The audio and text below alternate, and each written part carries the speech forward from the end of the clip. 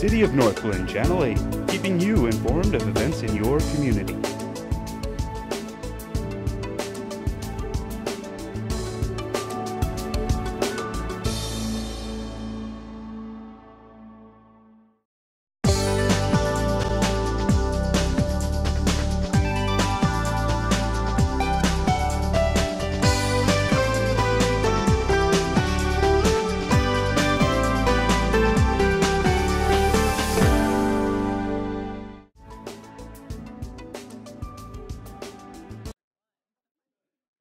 Good evening. I would like to call our April 8th City Council meeting to order. Joanna, would you call the roll, please? Mayor Dodge. Here. Mayor Pro Tem Escobar will be absent. Councilmember Sowers. Here. Councilmember Leidy. Here. Councilmember Downing. Here. Councilmember Brown. Here. Councilmember Whitman. Here. Councilmember Duran-Mollica. Here. Councilmember Wilford. Here. Thank you. Would you stand and join me for the Pledge of Allegiance, please? I pledge allegiance to the flag of the United States of America and to the republic for which it stands, one nation, under God, indivisible, with liberty and justice for all. Thank you. Heather, is there any response to citizen inquiry this evening? I do have one item this evening, Mayor Dodge. Members of council, a quick follow-up in response to the ongoing partnership with Northglenn High School and the work that we're doing to mitigate the trash and parking impacts to adjacent neighborhoods. So far to date, we've received 28 phone calls from residents with concerns about impacts to their neighborhoods. 15 of those have come via email with pictures or other documentation. I did receive, and Mayor Dodge received this email earlier today from Principal Sherry Blunt, and they've indicated that they have 32 students that have received temporary parking permits that are parking in the overflow lot located on Huron at the north end of their existing student lot. And so these temporary permits are going to be honored through the end of the school year, and I believe that has helped mitigate some of the concerns with parking in the adjacent neighborhoods. They've ordered 8 new trash cans that'll be placed on the south side of the school, and they're waiting for those to arrive, and then they'll coordinate with the city in terms of cleanup efforts. And then they will also be working on a kickoff campaign with their track and field team for those cleanup efforts next week. They're continuing to communicate with parents and encourage student drop-off in the parking lot northwest of the building, and that communication will be ongoing throughout the school year. I do know from the complaints that we've recently received, there's issues with parents blocking driveways, so I've communicated that with Sherry, and we'll continue to work with them on making sure that there's education with the parents on that front. But I think overall we're making progress. I do not have an update as to whether or not the school district's going to consider changing their policy. So that's still on my radar screen, and you know, these are definitely steps that are taking place now, and we'll continue to be in communication with the district as we move into the fall kickoff of the school year. That's all I have. Okay, thank you, and we definitely appreciate their efforts in trying to mitigate some of the problems that we're having there. So that was a good email to get today. Are there any agenda additions or deletions from council? No. None? Okay, we will move right into our proclamations. We have a few this evening, and I would invite the council to come down so we can present the proclamations. Yeah. I mean, I'll stick to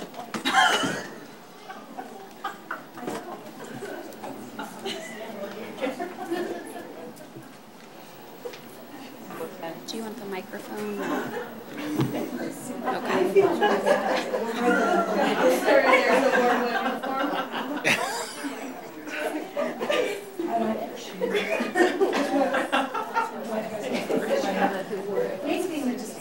Here we go.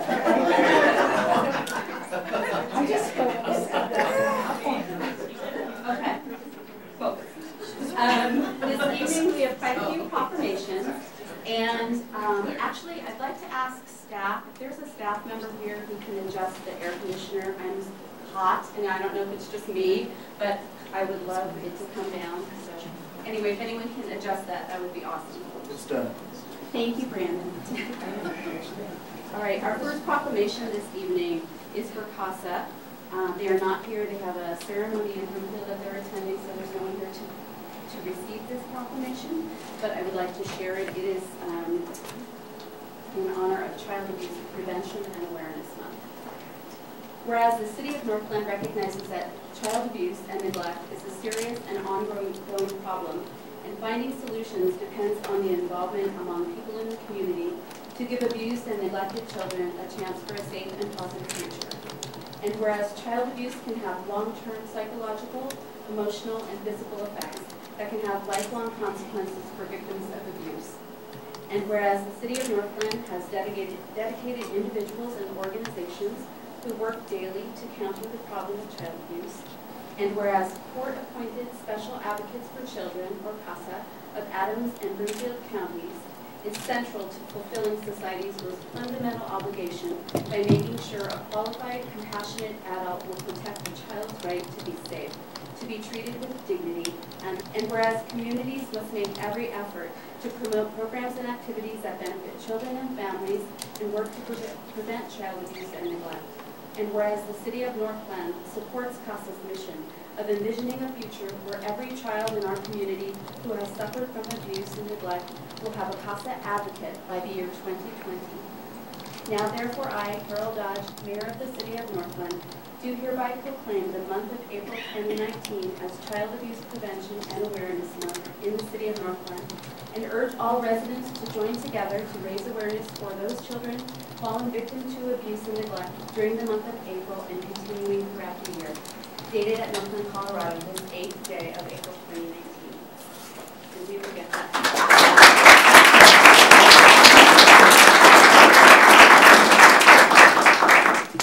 And this one will be for the Ralston House. And do we have Linda, is it Mikow or Mikow? Miko? Miko, okay. Would you come up, please? So it's a very simple proclamation, but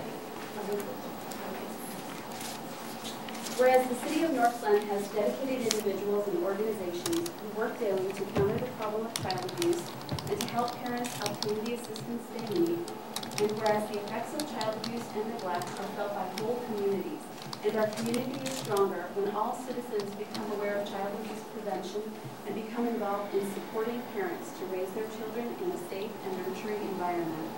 And whereas effective child abuse prevention programs, such as Ralston House, succeed because of partnerships among families, social service agencies, schools, religious and civic organizations, law enforcement agencies, and business community. And whereas the Ralston House's mission to stop the abuse and start the healing is essential to preventing abuse and promoting the social, emotional, and developmental well-being of children. And whereas we acknowledge that we must work together as a community to increase awareness about child abuse and neglect during the month of April and continuing throughout the year, dated at Northglenn, Colorado, this 8th day of April 2019.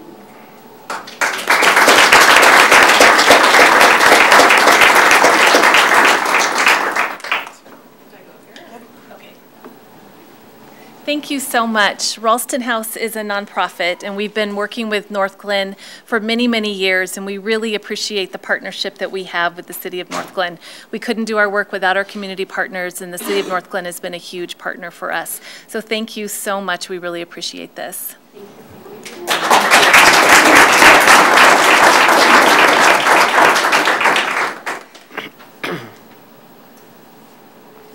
Vida is here, and Emily Herrera is here.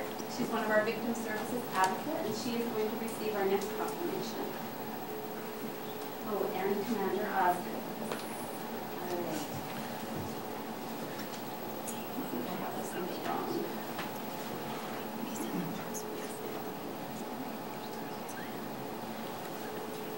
Whereas every day, women, men, and children across Colorado suffer the pain and trauma of sexual assault that is experienced by survivors and affects our Colorado communities. And whereas this crime occurs far too frequently, goes unreported far too often, and leaves long-lasting physical and emotional scars.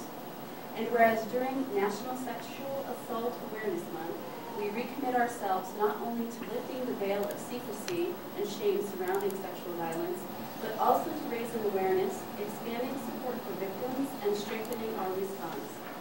And whereas sexual violence affects individuals of all ages, backgrounds, and circumstances. And whereas as a nation, we share the responsibility for protecting each other from sexual assault, supporting victims when it does occur, and bringing perpetrators to justice. And whereas we must work to provide necessary resources to victims of every circumstance, including medical attention, mental health services, relocation and housing assistance, and advocacy during the criminal justice process. And whereas the City of Northglenn has joined the Start by Believing public awareness campaign, a program of End Violence Against Women International, which is designed to improve the responses of friends, family members, law enforcement, and community professionals so they can help victims to access supportive resources and engage the criminal justice system. And whereas on April 3rd, 2019, members of the Northglenn Police Department, City of Northglenn staff, and other professionals took the pledge to believe victims of sexual assault. And whereas Colorado communities can come together to increase awareness about sexual violence, decrease its frequency, hold offenders accountable, support victims, and heal lives. Now, therefore, I, Carol Dutch, Mayor of the City of Northglenn, do hereby proclaim April 2019 as Sexual Assault Awareness Month in the City of Northglenn and ask all residents to take a stand against sexual assault by joining advocates and communities across Colorado and the country in taking actions to prevent sexual violence and to support all victims of sexual assault. Dated at Northglenn, Colorado, this 8th day of April 2019.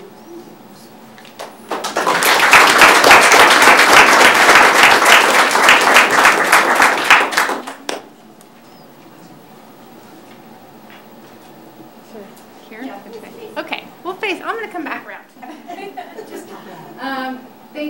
Thank you, Council. Thank you, Mayor, so much for allowing this proclamation to be read in front of everyone. It's such an important cause, really, that we're doing. The Northglenn Police Department has jumped on board with Start by Believing, as well as Sex Assault Awareness Month.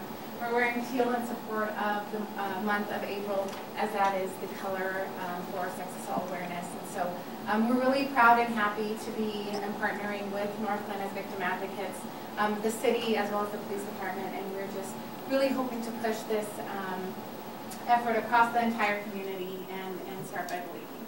Thank you very much.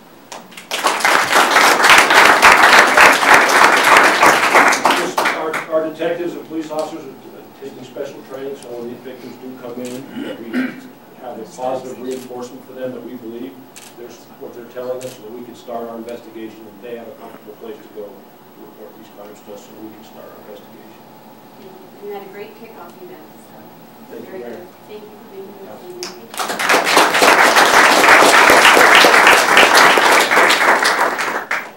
I have a proclamation in honor of National Volunteer Recognition Week, and I think there's some Vail Board members here who are going to receive this, unless Joyce and Jordan are the only ones. Please come on forward. Yes, please. Where's Jordan?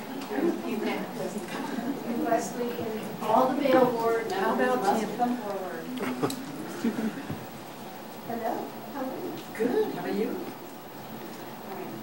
Whereas our nation's heritage is based on citizen involvement and citizen participation, and volunteerism directly reflects the democratic principles upon which this nation was founded, and whereas volunteering for and in the City of Northglenn provides an opportunity for youth and adults to share skills and expertise with their community and make Northglenn a more desirable, beautiful, and safer place in which to live, work, and play. And whereas residents who volunteer their time provide a spirit of helping that multiplies in value when each person reaches out to assist another. And whereas the City of Northglenn is fortunate to have numerous individuals and groups that continue to unselfishly give their time, talent, services, and resources to benefit our residents. And whereas Northglenn's volunteers are one of our community's greatest assets, providing approximately 10,000 hours of service each year to city programs and projects such as the Park and Trail Partners, Snowstormers, Neighborhood Beautification Program, Bike Donation Program, boards and commissions, and to city departments. And whereas the City Council wishes to honor and extend our deepest gratitude To the dedicated residents of this community who give so freely of their valuable time for the benefit of the community. Now, therefore, I, Carol Dodge, Mayor of the City of Northglenn, Colorado, do hereby proclaim the week of April 8th through the 12th, 2019 as National Volunteer Recognition Week in the City of Northglenn, and urge all residents and employees to join in recognizing the invaluable work that volunteers perform in our community. Dated at Northglenn, Colorado, this 8th day of April 2019.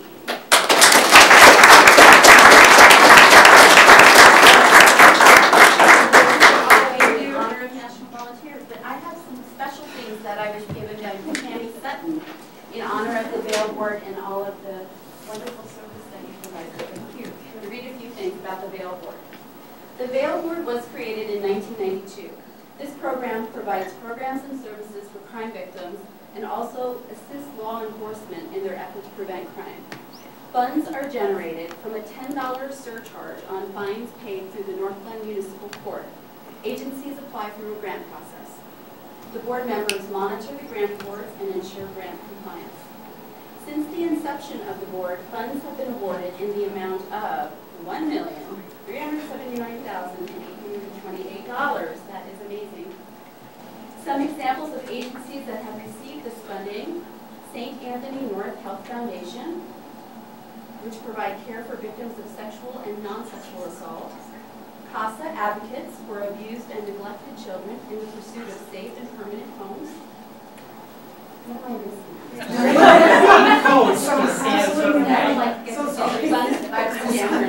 I'm sorry. We're just doing this direct. You're okay.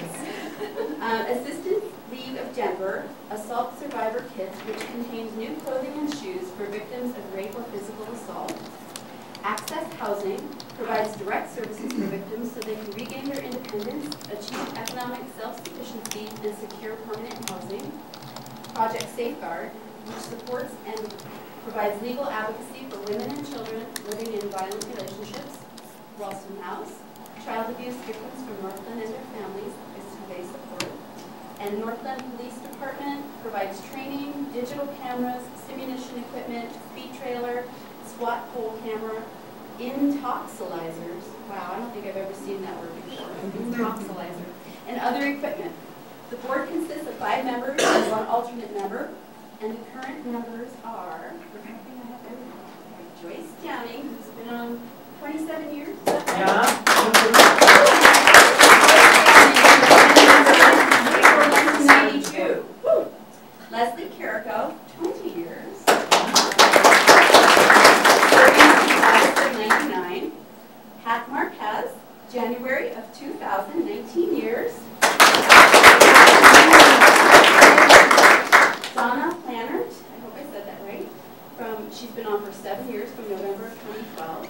Ashley Witkovich, she's been on 4 years. She's not here this evening, from September of 2015. And Councilmember Jordan Sowers has been on for 4 years, serving from November 2015. So let's give a round of applause.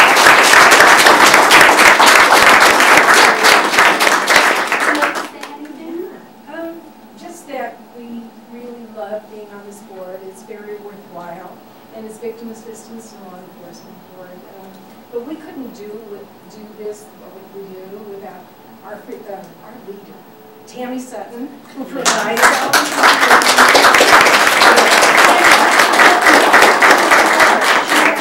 here through everything. Yes. And without her and all her work, we couldn't do it. So thanks, Tammy, so much. But this really is a worthwhile board. We really love it. Anyone else want to say anything? I just wanted to say what an honor it is to be chosen to be the ones that were recognized for all the volunteers within the city of Northglenn, because it is vast and tremendous, the amount of hours. Our next proclamation is in honor of Arbor Day. Our city arborist. Is that your official title? City arborist?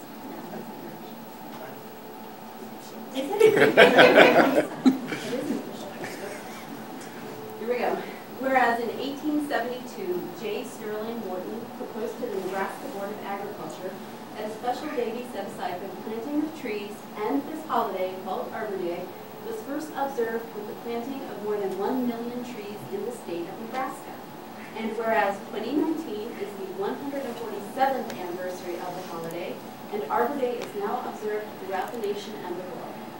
And whereas trees are a valuable natural resource that improves air and water quality, decreases energy costs, reduces stormwater runoff, and decreases soil erosion, provides habitat for wildlife, reduces noise levels, and adds to the natural beauty of the city. And whereas the City of Northglenn has been designated a Tree City USA by the National Arbor Day Foundation for the past 28 years, and is committed to managing and enhancing urban forestry in our community by employing staff dedicated to the city's tree program, actively maintaining public trees, and providing education and resources to residents. And whereas 2019 marks the 50th anniversary of the City of Northglenn, and 50 trees will be planted throughout the city in honor of our 50th anniversary. And whereas on April 19th, on Arbor Day, an Arbor Day celebration will be held at Westview Elementary School, and 5 trees will be planted with the help of 450 elementary school students. And whereas trees, wherever they are planted, are a source of joy and spiritual renewal.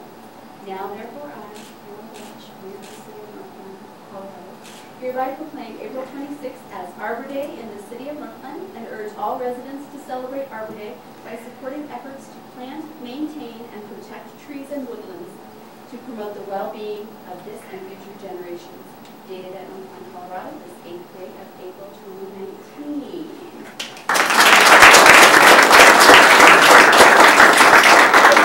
did not give your name, so would you introduce yourself? I'm sorry. Yeah, I'm Nancy Kleski, and I'm with the Colorado State Forces. Okay, and you're going to do the actual presentation. All right. Would you like to say a few words before you're given the award? Yeah, if I could just say a couple things about Arbor Day.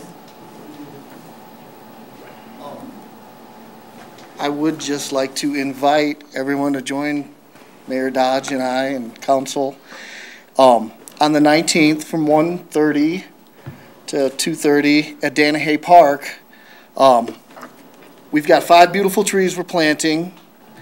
We've got some students from Westview Elementary, approximately 400-something students coming.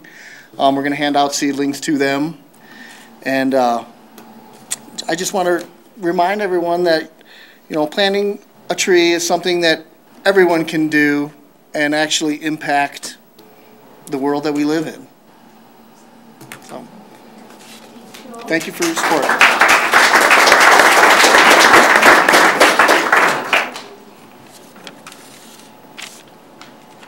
So thanks to Mayor Dodge and the council. We need more of this on the State Forest Service.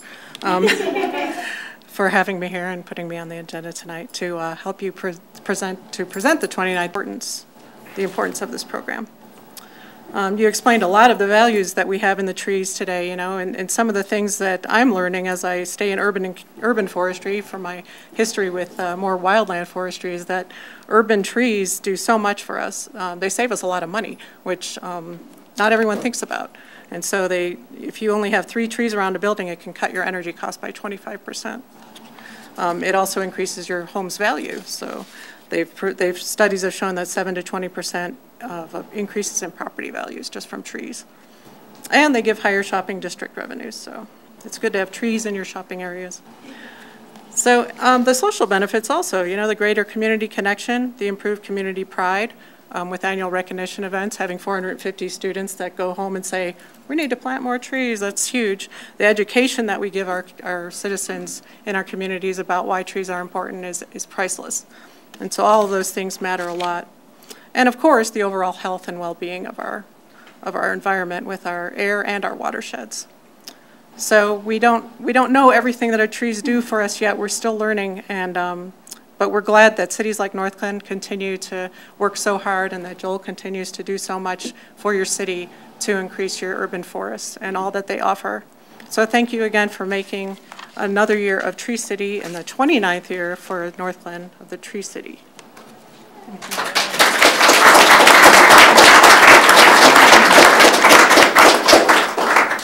If I could just say thank you to Mayor Dodge, Council, and the citizens for the continued support of our community forestry program. because it really is all of us together doing this. I'd also like to thank my coworkers from the city for their help and support, specifically Doug Kegeris, Amanda Peterson, Jenny Murphy. You know, they do a lot for Arbor Day planning and all of that, so I really appreciate their help. This is all of our award. It's, you know, not just my award, it's the Parks Division, in the city in general. I'd also like to thank Nancy for taking the time out today to come out and present me with the award and the city. And hope to see everyone on the 19th. 1:30. Thank you.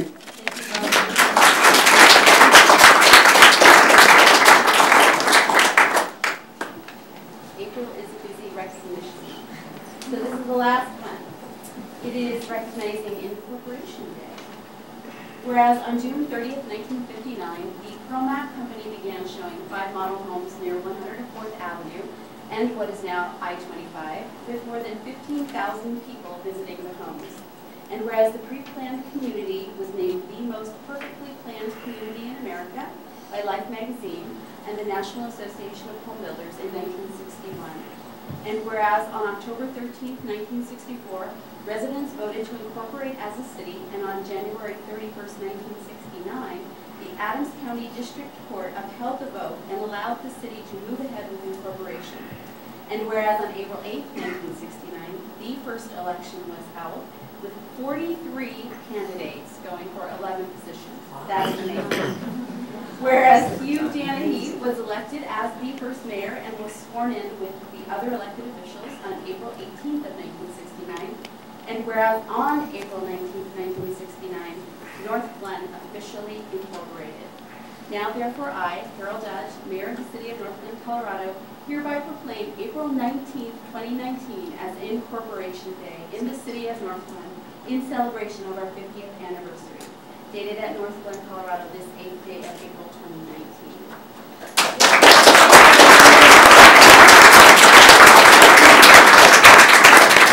So we celebrate us on April 19th. That's a very important day. So. All right, we're free. You're free. We're all free.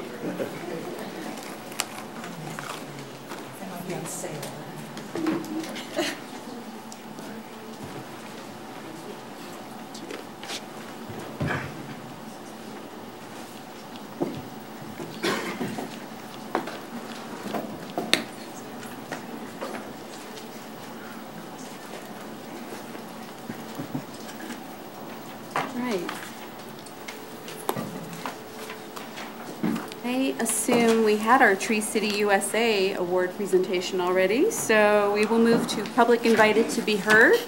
Limited to 5 minutes per speaker. Statements shall be related to city business and limited to matters of community interest. I was handed a sign-up sheet, public comment sign-in sheet. I'm not sure if these people signed in for public invited to be heard or for the hearings that are coming up. So if you did sign up just for public invited to be heard, Shannon Sublet. So those two speakers are in relation to Carl's Dairy. So Okay. I don't know if you want us to do now or later. Later. Okay. Thank you. All right. Next on our agenda is the Legislative Policy Committee update. Jenny? Thank you, Madam Mayor. We met this evening and took a position on a number of bills, which I will share in just a moment. But one of the other things that we wanted to briefly update Council on is when there's a bill that we have taken a position on, either support or oppose, and that bill is either signed by the governor or makes its way through the legislature and is on the governor's desk for his signature, we are going to be highlighting those bills as well. So bear with me, we have a couple of those to highlight this evening. So first, House Bill 1084, this is notice to property owners whether area is blighted. The governor did sign that bill, which we supported. Next, House Bill 1113, this is protect water quality from adverse mining impacts. The governor also signed that bill. Then 1177, extreme risk protection orders, also we supported, is on the governor's desk awaiting his signature. A couple of new bills that we are going to support, 1257, voter approval to retain revenue for education and transportation, as well as 1258, allocate voter-approved revenue for education and transportation. Next up, 1261, climate action plan to reduce pollution. We are going to support this bill, and I wanted to highlight that this is also a priority support bill for Colorado Communities for Climate Action, and it was committee on Friday, and I did provide testimony on that bill. Just a few more.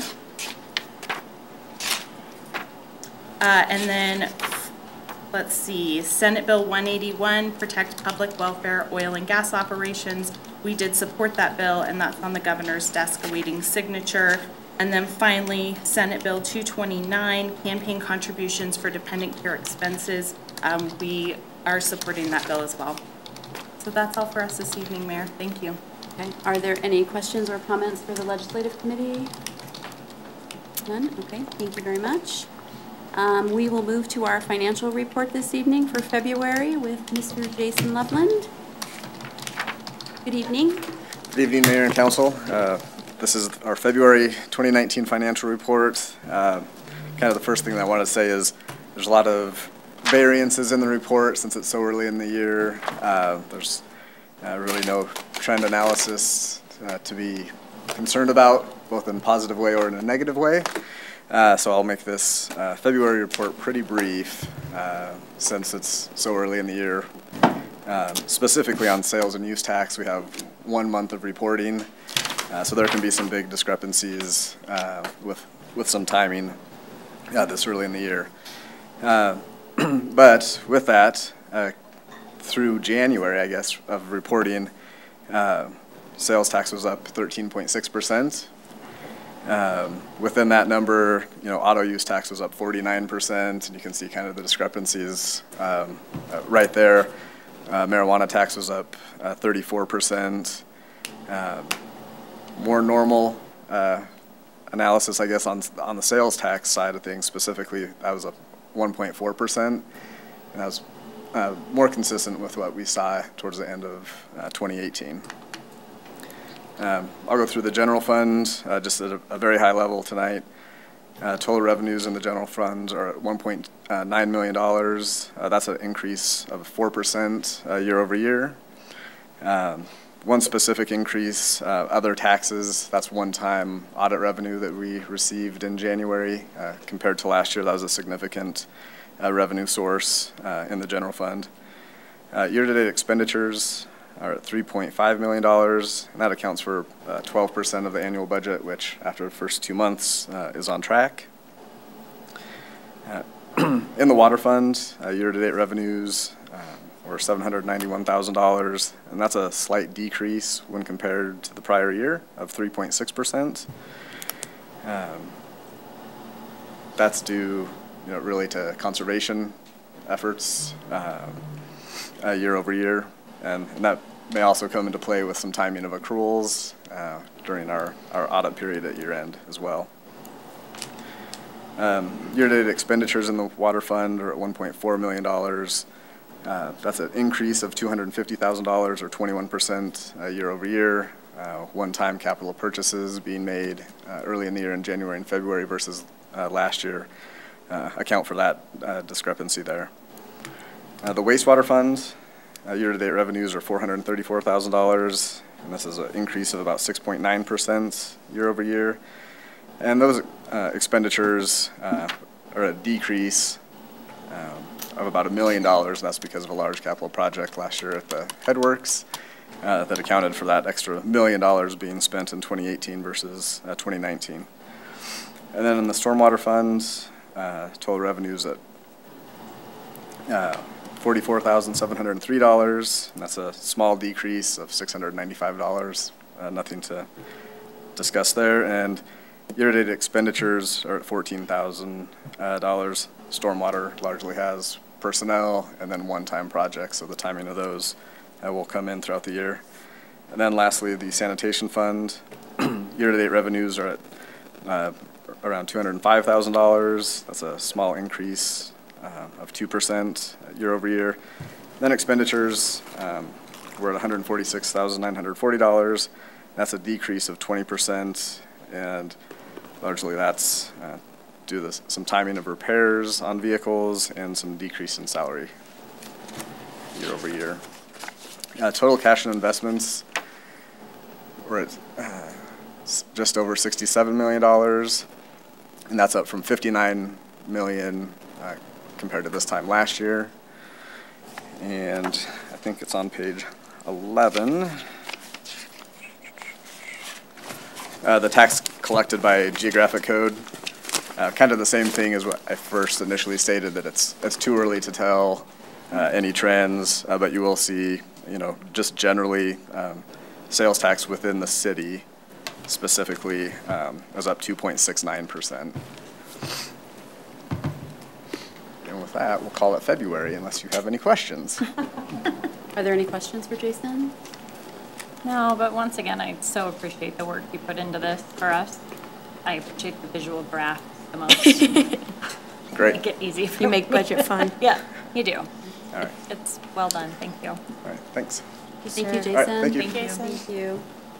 All right, we move to the consent agenda. Move to approve. Second. Joanna, would you open the vote, please? The vote is open. Please vote. Oh.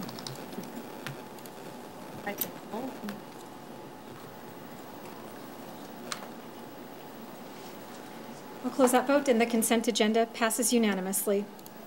Thank you. Okay, we have 3 public hearings this evening. Before we begin our first public hearing, I am required to disclose under section 4.7 of the city's charter that my company, Dodge Signs, has done business with one of the applicants, Daniel and Richard, in the form of Center Communities, that is involved in developing Carl's Farm. However, I do not believe I have a substantial personal or financial interest within the meaning of the charter, as my company has hundreds of clients. I am able to act impartially, but wanted to disclose the business dealings to the City Council prior to opening the public hearing. So if anyone has any questions, concerns, you can ask me now. Council? Thank you for disclosing. Okay. All right, thank you. Then I will open the public hearing for CB 1922. Joanna, would you read the title, please? A bill for a special ordinance rezoning certain property to planned development, PD, and approving the associated preliminary PD, certain real property known as the Carl's Farm property, and located generally north of 120th Avenue between Irma Drive and Ray Street in the city of Northglenn, County of Adams, State of Colorado, and amending the zoning map of the city of Northglenn. Thank you. I will now open the combined public hearing on the application for the rezoning of Carl's Farm property located generally north of 120th Avenue between Irma Drive and Ray Street in the city of Northglenn to planned development, the related sales tax credit ordinance, and the public hearing on the consideration of the Carl's Farm Metropolitan District numbers 1 through 3. This public hearing will also address the related agenda items regarding the public finance agreement, the conveyance plat, the vested rights agreement, and reimbursement agreement for the construction of the Bunker Hill Lift Station, all related to the proposed Carl's Farm development.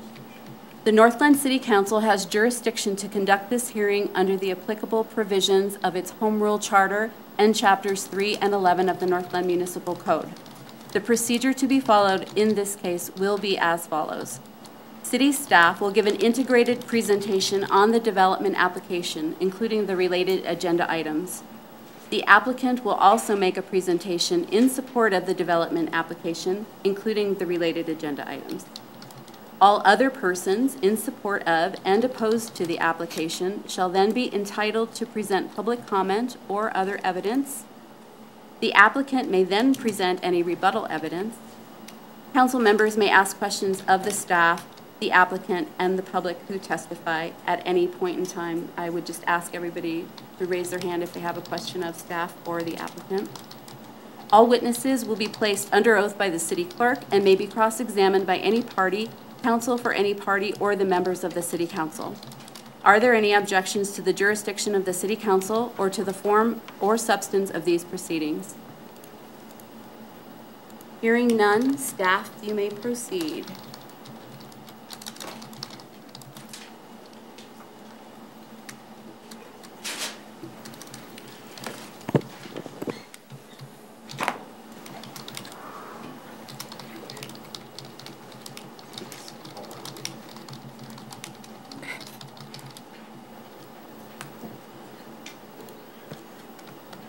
Good evening, Mayor and Council.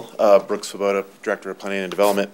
Before we get started on the formal presentation, I want to do some introductions for the city staff that worked on the project as well as the entire development team. And I'll start with the development team. Tonight, as the applicant and development group, we have Richard Frank from Center Communities, Daniel Frank from Center Communities, Mark Cooper from Cooper Development, Dave Goldberg from the Miller Group. From the owner or the family for Carl's, we have Karen and Lloyd, as well as Shannon, and they will be providing some testimony under public comment. Legal representation tonight for the team is Carolyn White from Brownstein, Hyatt, Farber, and Schreck. She's the general counsel for the land use portion of this and the financing. Clint Walden and Casey LaCalle from White Bear, Ankle, and Tanica and Waldron. Try to say that fast 3 times. And we also have Diana Real from Norris Design, who will be covering planning, landscaping, theming, and branding. The civil engineering team is comprised of Tess Hogan, Zillia Warren Laird from Innovative Land Consultants. The traffic engineering is represented by Charles Buck from Felsberg, Holden, Ulevik. We also have the surveyor, Sean Lee from Aztec Consultants. Sam Zaitz from Legend Partners was to be here tonight but is unable to attend. And also, so that's the entire group that on the development side has been working on this for the last 18 months. But who you're going to hear from tonight from the team is Richard Frank, Dave Goldberg, Diana Real, Carolyn White, and Clint Walden. And they're going to be covering their portion of the public presentation tonight. So with that, I also want to recognize on our side Eric Enzi, who's our senior planner. He's been the primary lead on this, and he's also going to be the one doing most of the talking tonight. You only get me for a few minutes, and that's probably a good thing. Corey Hoffman, as well as Jason and Debbie, also have been a key part of this. We also hired an outside engineering consulting firm, Wilson. Jim Godwin was to be here tonight, but he had a family emergency and is unable to attend. But I believe we should be able and capable of covering most of the conversation or questions that you may have. So with that, I'm just going to kind of recap what the mayor did in her opening statement and just identify that we have three public hearings tonight, and those are the ones that are in the brownish red color. And then we have 4 council resolutions also related to that. Which is the conveyance plat, the vesting of development rights, the Bunker Hill Lift Station Agreement, and the public finance agreement. The one thing I'd like to note is that staff is going to recommend that this also be the order for consideration when we actually take action, and I'll come back to that here in a moment. One of the things that we want to try to accomplish with this tonight, oops, that did not mean to happen, is that because these things are all interrelated, and basically are parts and pieces to each other, we want to make sure that we present this in a composite format so that hopefully we're answering your questions in advance of actually hearing from you and any concerns that you may have. Because if you take one out of context in the simple format that our normal agenda is in, it could seem very confusing. So we're hoping that this approach, by the layering of our presentation, will help address the totality of the project and how all of these different agenda items, 7 in total, are interrelated. So that's what we are attempting and striving to accomplish tonight. With that, we're going to start out with the staff presentation for the preliminary PUD. Part of that presentation is also going to include the conveyance plat and the vested development rights agreement. Eric is going to walk through what they are and why they're relevant to the PUD. And when we get to that point, we'll come back up and we'll help walk through all of that. It's a lot, all in a few minutes. Any questions about the process? All right, I'm going to hand it over to Eric.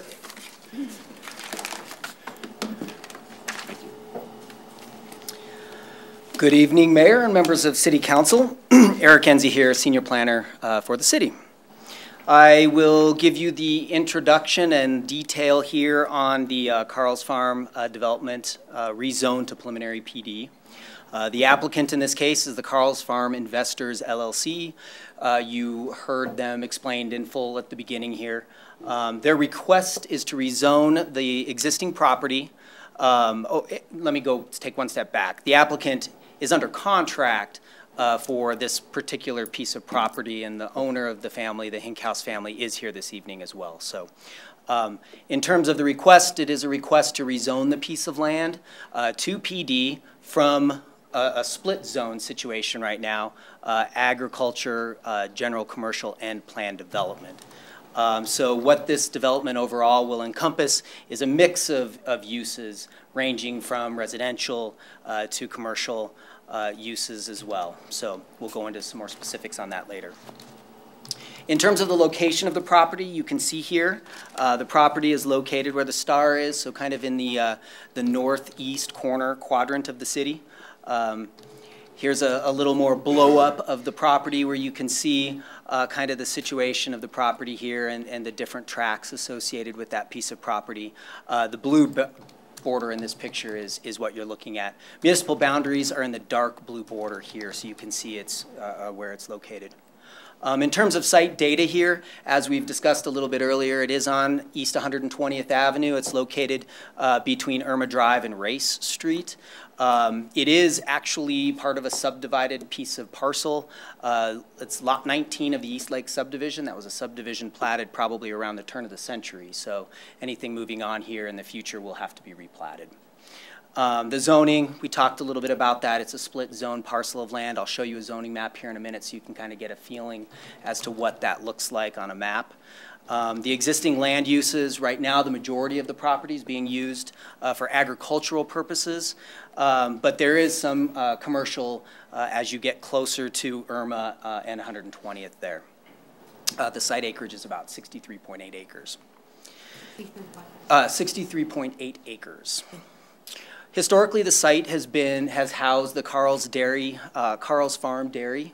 There are a number of different structures that are existing on the property right now, all of which will be demolished as part of the development of this property at some point here in the future. Access to the site right now is from 2 points.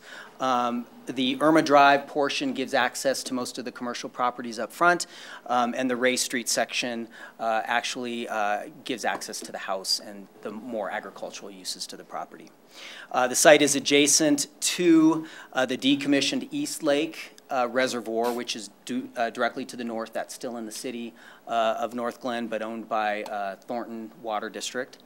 And then Brantner Gulch runs through that area as well. There's an existing pipeline that also traverses the property.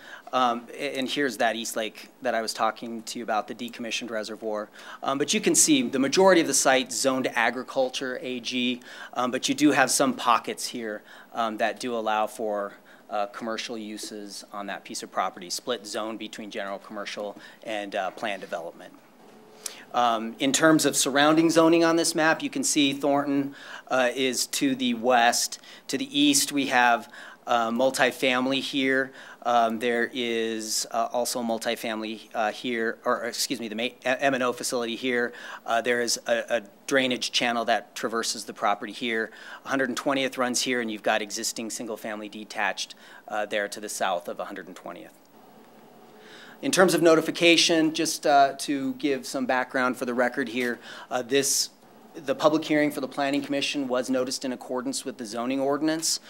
So a mailed notice was sent to what's required, 35 property owners surrounding the property. It was also published in the Northglenn Thornton Sentinel, and then the public hearing signs were also posted on the property as well.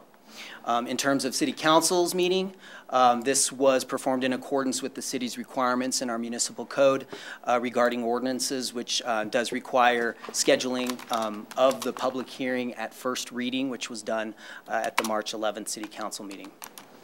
We'll go to a little bit into the case analysis on this, and I'll describe a little bit more in detail certain specific aspects of this as well. I'm going to start out with this map. I'm not going to spend too much time on here at this point because we'll go through a little bit more of this table here. What I do want to point out here is just in general, you can see the layout of the land uses. This is a document that's in the plan itself, but we will go through some of these numbers a little bit further in my presentation. I'll start out with a little prettier map here because this is a little easier to show in terms of how the land uses are going to be broke out on this particular development. So you can see here we've got some residential, what they're calling mixed use here, and then commercial right along 120th. So just bearings, here's Irma coming in, here's Race coming in here. You can see the green designates what's going to be considered open space or parks for this particular development. And then what I'll point out here at this time, and we'll go into details, that's the location, that green open space is the location of the pipeline as well. One of the items that we discussed was Council Resolution 35. This is the conveyance plat that was discussed here. In essence, what's being asked here is for an exemption to the city subdivision regulations, and this is allowed in our subdivision regulations in Chapter 12 of the zoning ordinance. Basically, per approval of City Council, an exemption to the zoning or to the subdivision regulations can be made for this type of plat. Now, this type of plat is to convey property at this point. This property, it won't convey any development at this point. In the future, what they'll have to do is come in with platting of the property for formal lots and blocks. That time we look at the public infrastructure. That time we look at utilities and subdivision agreements as well to make sure that all the improvements are getting built, that all the bonding has taken place. This is merely for the conveyance of a property. So what I'll point out here, just from what staff has been told by the applicant, you can see kind of this tract of land here in the middle. The one to the left here, those two have been broken out of the conveyance plat. All the rest of so those are considered lots in this particular plat. The rest of the plat is viewed as outlots. So it's just kind of a technicality. But what that'll do is leave these two lots that could be conveyable. From what staff has been told, this lot, the kind of the bigger of the two lots, is the one that they have been working with and are under contract with a developer to develop that as a multifamily apartment complex. So I would ask for the applicant to come up here and just convey at the end what their vision is with this other lot. But our understanding is that lot's not ready to be conveyed yet. It's purely the big lot right here. So just wanted to make that clear. And again, at the end of the day, this is merely for conveyance purposes. They will have to re-subdivide, which will come before the city as a formal subdivision application, which won't be an exemption. It'll actually need to comply with the city standards for subdivisions. Will that only go to the planning commission, or will that actually come back to council? Yes, because they will be dedicating right-of-way that will come back to council. Mm-hmm. All right, this was the other agreement that I was going to just briefly go over here as part of this particular case, and this is the vesting of property rights.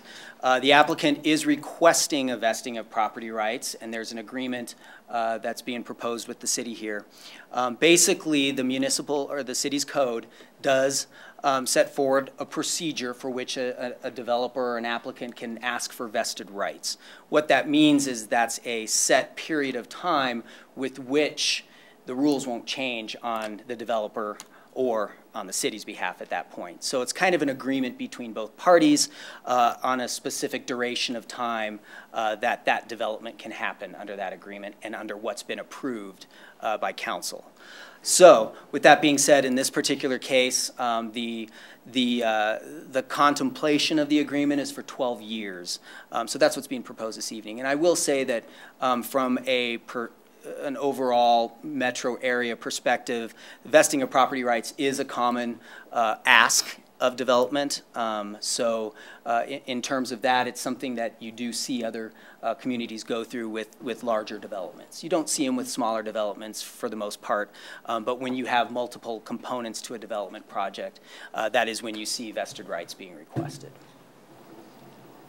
Staff is recommending, oh, sure. Sorry, sure. Can I just ask a question about that? Yeah. Can you give me an example of what this would mean? So like, so the agreement is for 12 years, so what are we agreeing to? So what you're agreeing to as part of the exhibit of the vested rights agreement is what is statewide called a site-specific development plan. What that is in this case is the preliminary PD in essence. Okay. So what you're doing is saying, by agreeing to the vested rights agreement, and Corey can correct me if I'm wrong, but what you're doing is basically saying we'll allow you to develop that piece of property as we've approved it today, if it's approved today, for a period of 12 years. And I would say more specifically, the city won't do anything to like initiate a rezoning of the property, which it wouldn't typically do anyway, but this is an assurance that the city will not act in a way that is inconsistent with the zoning, which is what is being granted by the vested rights agreement for that 12-year period. Great, thank you. So staff is recommending approval of the vested rights at this point. Is 12 years a normal term? I think it varies on, in my experience, it varies on the project. For a project on the scope of this side, I would say 10 to 15 years is a reasonable ask. It's really what the council's comfortable with and what you feel is appropriate for this specific development in the end run. And it does not stop the property owner for some reason. Their plans change from coming in and amending. It's the city taking action inconsistent with its land use approval on the rezoning. That's right.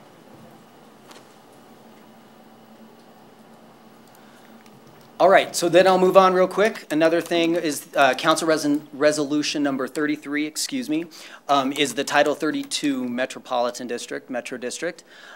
Basically what this district is set up to do is to assist in the construction of the proposed infrastructure for the development. So it's a mechanism for financing improvements as well as maintaining those improvements in the long run. And for this particular development, those improvements contain parks and open spaces, the private roads and driveways, shared common areas, and neighborhood signage can be part of that as well.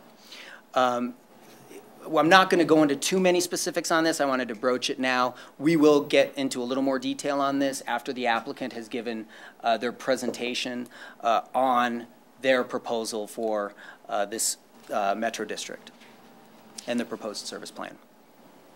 In terms of compliance with the UDO, this application was submitted prior to the UDO adoption. So what that means is that we actually review it under the city's old code. So they were actually, they beat the clock, and so they're under the old code. But what I want to point out here is many items that are included as part of the PUD plans being presented in front of you tonight actually reference the UDO. So there was they did consciously try to bring in some of the ideas of the UDO into the proposed development. One of the things I'll point out here is there need to be compliance with the name, because actually what we're doing is zoning the property to PD because that's on the books right now. So you'll see references in the document that reference PUD. So technically we just have to clean that up before the document's actually recorded. It's actually going to be a preliminary PD, not a preliminary PUD. In terms of zoning and land use, we'll also go into specifics of this on the individual zoning, but what I wanted to point out here is just the breakdown in zoning. So you'll see 10.2 acres is dedicated to zoning area A, which is the lower density residential, and then 15.4 to B, which is the mixed use, and then C is 14.9, that's the commercial areas. And then you'll see there's all the parks and open space, and we'll go into that here. Also just want to point out here in terms of the number of units proposed with this development, there's a range. So this PUD establishes a kind of a minimum and maximum range for density with this proposed development. 523 is the minimum and 800 is the maximum. One of the things that the PD process actually allows for is some flexibility and opportunity to kind of establish different standards for a specific development. And in some cases, of which I'll describe as we kind of go through this presentation, there are some areas that are a little bit different than what the minimum code standards are now for other development within the community. And we'll go through that a little bit, and I'll explain why staff's supportive of some of those as well. Is this chart in our It's broken down in your packet in a couple places. I included it as part of the Planning Commission staff report. The Planning Commission staff report also has a pretty complete analysis of the criteria and the comprehensive plan. So it's in that table is in that exhibit as well. But it's also in the PD document itself. So this is memorialized on that as well. So we're going to start with the residential subareas. These are highlighted in red here. Going through, the densities generally increase as you move from the north of the property to the south. So what you're seeing in subarea A is an area of 7 to 12 units per acre. Subarea B is 8 to 15 units per acre, and subarea C, which is actually the mixed use, and we'll go into that one a little bit later, but I put it in here because it is a residential element of this development, is 20 to 30 acres. So if we go in here, you can see here's subarea A, so that'll be the lower density. It gets slightly greater here, and then as you get to the multifamily in subarea C, it'll get to be the 20 to 30 units per acre. So subareas A and B allow for single-family attached and single-family detached. Their single-family detached element is actually a residential small lot concept, which is kind of similar to the small lot zone district that's been established in the UDO. It is a little different in that they are proposing smaller lots than what we actually contemplated in the UDO and approved for the RS3 zone district. The way they're proposing this, we believe, actually provides a unique residential housing style and a diversity to the housing stock within the Northglenn market in the city of Northglenn itself. Additionally, they are proposing duplex and townhome or row home type units as well. So you'll see those as part of that A and B subareas as well. So that's the attached product. In terms of this, I'm not going to dwell too much on this, but this table here kind of breaks out. You can see as you go single-family detached, the lot sizes. You can see setbacks here. These are all outlined. These are all contained actually in the PD document itself. So these are what we would be using to look at future entitlements that'll come in. It's basically establishes the zoning for the property. They are contemplating a proposed height of 45 feet. So that is greater than what we contemplated in the UDO. For this type of district, we did contemplate a 35-foot height.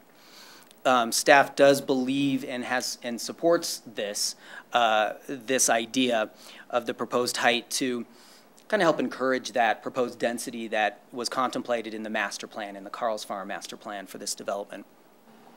And it's also compatible with the surrounding land uses. You've got multifamily both to the north, to the east and the west of this particular property as well. So you're not adjacent to any single family detached where these structures might tower over those structures. In terms of residential design standards, they have proposed a number of different standards, which include when there are more than 12 single-family detached units, there must be a minimum of 4 different styles, models with different elevations. The hope is to get kind of a mix of feel in there, so not every house looks exactly the same. No models with the same front elevation will be side by side or directly across the street from one another, so we'll look at that through the entitlement process and the building permit process as well. And there are specific requirements for building massing that's actually included in there. So for the single family attached, no more than 8 units can be attached together in a row. And then there's requirements for breaking up of those front elevations, so it's not just one mass of structure along the street to provide some visual interest. In terms of masonry requirements, they are proposing 30% masonry or stone coverage for the single-family detached project, and these are on street-facing views, as well as 20% on the attached products, so the duplexes, the townhomes, the row homes, those types of things. Now, keep in mind that the masonry requirement is 30%. Overall, in terms of the scheme of the development, staff is supportive of this, even though the attached has a 20% or a 10% deviation from what the minimum code requirement is. We feel like the other elements that they're bringing to break up those structures will add some visual relief to the front of those facades. Now we'll go into the next area. This is the mixed use area here. So this is subarea C. Subarea C contemplates a mix of commercial and/or multifamily residential. Now, what this means is that mix can be either vertical or horizontally integrated. So you could have a building that has, commercial uses as well as residential uses in it. That's allowed per this particular sub-area. Whether that happens or not, we'll see when the specific entitlements come in. But that's contemplated as allowed in this area, not required, just allowed. They will develop, parking will be in accordance with our UDO, so that'll be taken into account in entitlements as well. On this map, I just wanted to kind of show you a little bit here. In terms of maximum height, it's proposed at 60 feet, which is pretty consistent with our multifamily districts and our commercial, some of our commercial districts. So the 60 feet is pretty comparable. And the idea is, let's see, what do I want to say on that? I think we're all right on that, the rest of that. So they have specific design standards for the mixed use area as well. So the idea is that the architectural and the facades of these buildings should be oriented to make it feel a little bit more pedestrian friendly. So those areas where pedestrians are should be given higher designation, a higher look at. If taller than 38 feet, then the massing of the facade articulation shall be kind of what's considered a base, a middle, and a height in architectural standards. So it kind of gives a little relief so that you have a different feel for the elevation of that building. It's not one monolith building. Long unarticulated walls, according to the PD, are to be avoided. So there are massing techniques that have actually been incorporated in the PD to help kind of minimize those, and those are actually in there. There also is a diversity of building materials that are required, and 30% masonry facing streets as well for this particular area. For structures over 30,000 square feet, these are pretty big structures. There are additional architectural standards because those structures will have bigger massing. So there's more detail that's provided for those structures. Now, in terms of the commercial areas, you can see the commercial areas are along 120th here in red. These are intended to provide a mix of commercial and service uses. So that includes retail, office, professional services, restaurants. Those types of uses are what's contemplated to be developed in this area. Again, it's generally along 120th. Access will be from 120th. There may be access points interior, some of the interior streets as well. All the parking will be taken into account at the time of entitlements. In here, it is contemplated through the setback requirements, a way of trying to bring some of those structures up to the street fronts so that not the sea of parking is in front of it.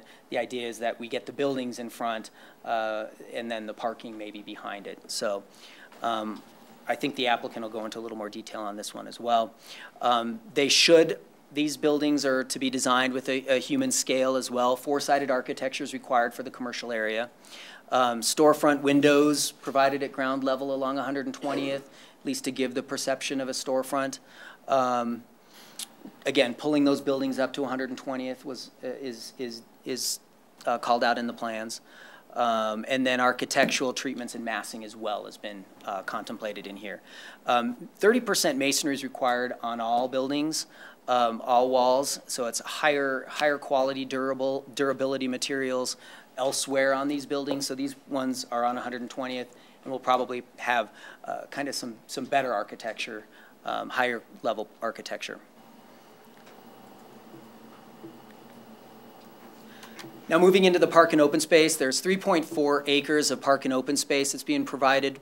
That'll be installed by the developer and maintained by the Metro District. There's a proposed central park that they're proposing, 1.5 acres. They'll go into a little more detail on that, but this is an active park space. They are contemplating playground, shelters, field, and a walking trail, kind of some of those amenities to provide that for their residents. I give you this picture as an exhibit for the PUD, the PD. This is the Central Park, which is located approximately here. You can see some of those improvements as part of that. The walking loop around it, a little more active park. But they are contemplating some other more less active open space areas. For instance, the pipeline area, which will be kind of because of limitations to use of that land, will be a native grass kind of open space amenity as you're driving up the street into the subdivision. Bike and pedestrian connectivity was taken into account during the review of this.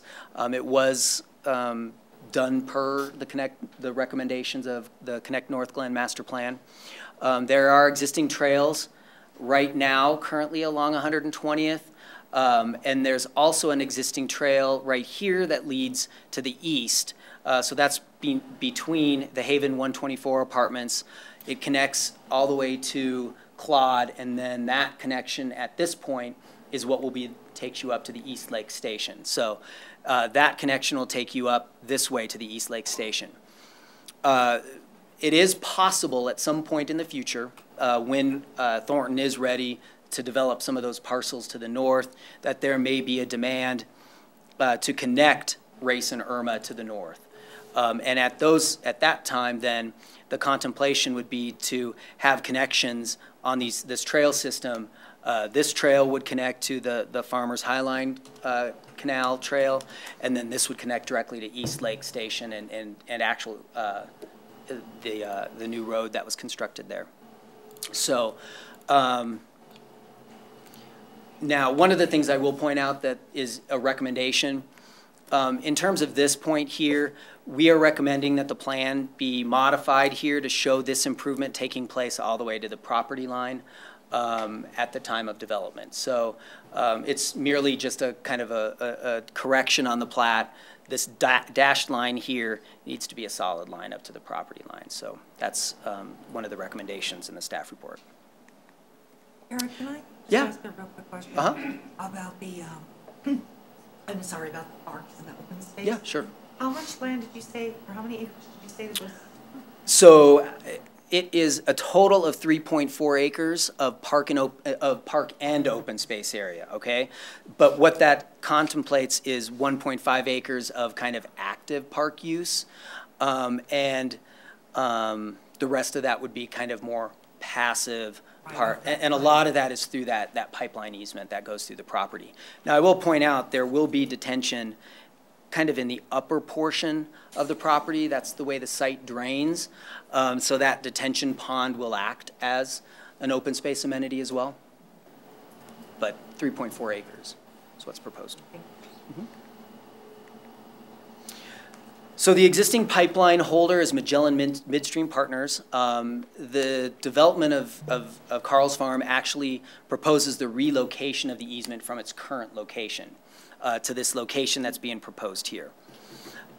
We have received a letter of support from Magellan with what's being proposed here. There are probably some logistics that need to be worked out through the applicant, some final logistics. One of them is ultimate approval. If council approves, then they would move forward on design of that, more design.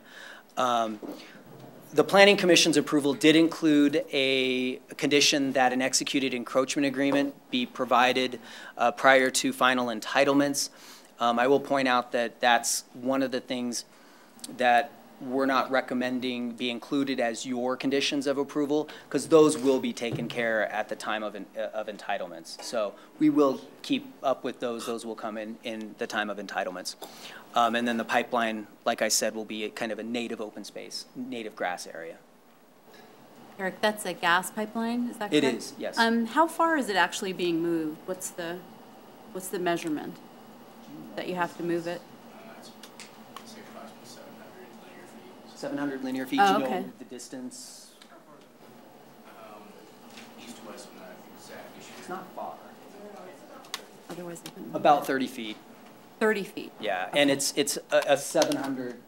The length of it is about 700 feet on your property, and the length of it is 700 feet on their property. It's active. It is active, yes. I'll have a question for the applicant when we get to that point. Sure. So thank you. Mm-hmm.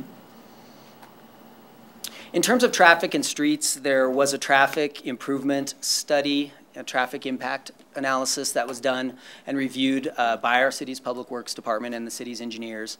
And I'm just going to summarize here. The build-out scenario is likely what we're going to see here at the time this property develops. So what that means in this build-out scenario is that there will be no connections right now of Race and Irma Street north into Thornton. So those particular streets will be, at this point, cul-de-sac or bulbed, so as to provide fire access, turning movement, but to terminate those roads. Those will be connected if needed at the future. So those improvements would be taken out at that point. There is an additional continuous lane on the north side of 120th that is part of this build-out scenario that would be part of what the applicant will be required to do. And they will be extending the left turn lane to Irma and installation of new traffic signals at Race with an extension of the turn lane on Race Street. So all those improvements, I give you those as a basis for background on traffic improvements, but all of those will be parts of future development agreements or subdivision agreements, part of the final entitlements that actually come through. So we'll memorialize when those get constructed through those agreements that will come during the platting and the site plans for this particular development.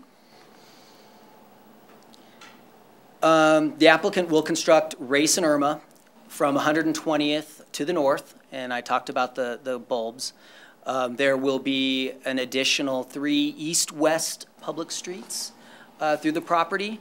Those streets will be dedicated to the city. They'll be built by the developer, and then the city will ultimately review and accept those improvements, and those will become public streets. There are other streets contemplated in the development, and those will be private streets, so alleys and some private streets will be contemplated as well, which won't be city maintenance responsibilities. They will be maintained by the Metro District.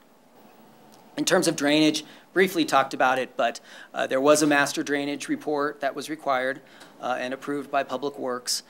There is a regional detention pond that will handle drainage for the entire development of this site. That's located in subarea A. That will discharge into Brantner Gulch. It will be constructed by the developer and maintained by the Metro District. And again, similar to the traffic improvement, drainage improvements will also be part of future development agreements and subdivision improvement agreements for this development. This kind of gives you a general idea as to where that detention pond will go. It's not exact until we actually get more specifics through future drainage and once we know exactly what's being built. In terms of utilities, there also was a master water report and a sanitary sewer drainage report required as part of this. The location of public water and sewer lines are located on the PD drawings on page 10. And I'll show you those in a minute, but the lines are so small that it's hard to tell where those are, but those are shown on the plans, what will be public lines. Those public lines will be dedicated to the city. The city will actually maintain those lines in the future as well. We have entered into, or as part of this application, and Brooke's going to talk to it a little bit later, briefly going to talk about it, the Council Resolution 36, which is a resolution for an agreement between both parties for construction of a new sewer lift station. As proposed, the proposed development will exceed the capacity of the existing Bunker Hill lift station, so there's a requirement to upsize that. There's a note actually on the actual PUD plans that limits the amount of certificates of occupancy that can be issued until such time as that improvement's been taken care of. So. And that's the utility map. Like I said, it's really hard to see on this, but all the water, all the sanitary sewer, water lines, and storm sewer are shown on those plans. In terms of recommendations, the Planning Commission staff report was included as an attachment to your memorandum. In that staff report, there's a thorough analysis from staff as to kind of the city's comprehensive plan as well as the zoning ordinance. But the city also, in the recent past, actually partnered with the property owners of the site and developed the Carl's Farm Dairy Master Plan. So this was a guide that also the applicant used in developing this proposal that's being presented to you this evening. Staff does find that the proposal is consistent with the city's comprehensive plan and the Carl's Farm Dairy Master Plan. And a complete analysis of that is found on pages 4 and 5 of the Planning Commission staff report. In terms of approval criteria, section 1116.6 of the zoning ordinance requires that preliminary PDs apply to certain criteria for rezoning applications. Again, staff has provided an analysis of both of those sections as well, and staff does find that that the proposed project is consistent with all of the approval criteria for both the rezoning and the rezoning to PD. In terms of recommendations, the Planning Commission also reviewed this at their February 12th meeting. They did vote unanimously to recommend approval of this. The conditions I'm not going to go into here are outlined there. They are in your staff report as well. Staff is recommending that, as outlined in the memo, Council Bill 1922, which is an ordinance rezoning Carl's Farm property from to PD plan development, and approving the associated PD plan be approved by City Council this evening. Staff recommendation includes addressing kind of 2 cleanup items that we've discussed already through my presentation, but one of those is the PD reference, and the other is the connection of the Irma bike and pedestrian trail. In terms of options this evening, you can approve this request with or without stipulations, deny it for reasons met, providing it doesn't meet approval criteria outlined in the municipal code, or table the request for further and additional information. With that concludes staff's presentation on the rezoning aspect of this application. Further questions on the rezoning from council? None. Great. So I believe the applicant's team will come up and go ahead and give their presentation. Give me a second to set up there.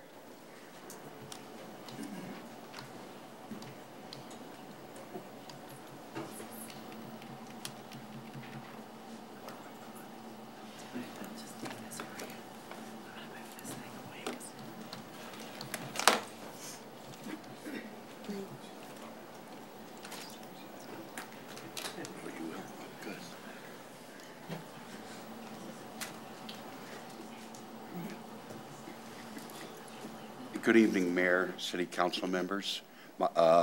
First and foremost, we want to thank you for allowing us to be here tonight and present you with our project. You need my name and address? I'm sorry, do I need to have everybody sworn in? Yes, I'm sorry. I'm sorry. Would you take the oath with the city clerk, please? And if you'd like, maybe all Yes. of the team that's going to testify can stand up and Thank get sworn you. at once that way. Anyone who will testify this evening, if you would stand and take the oath also.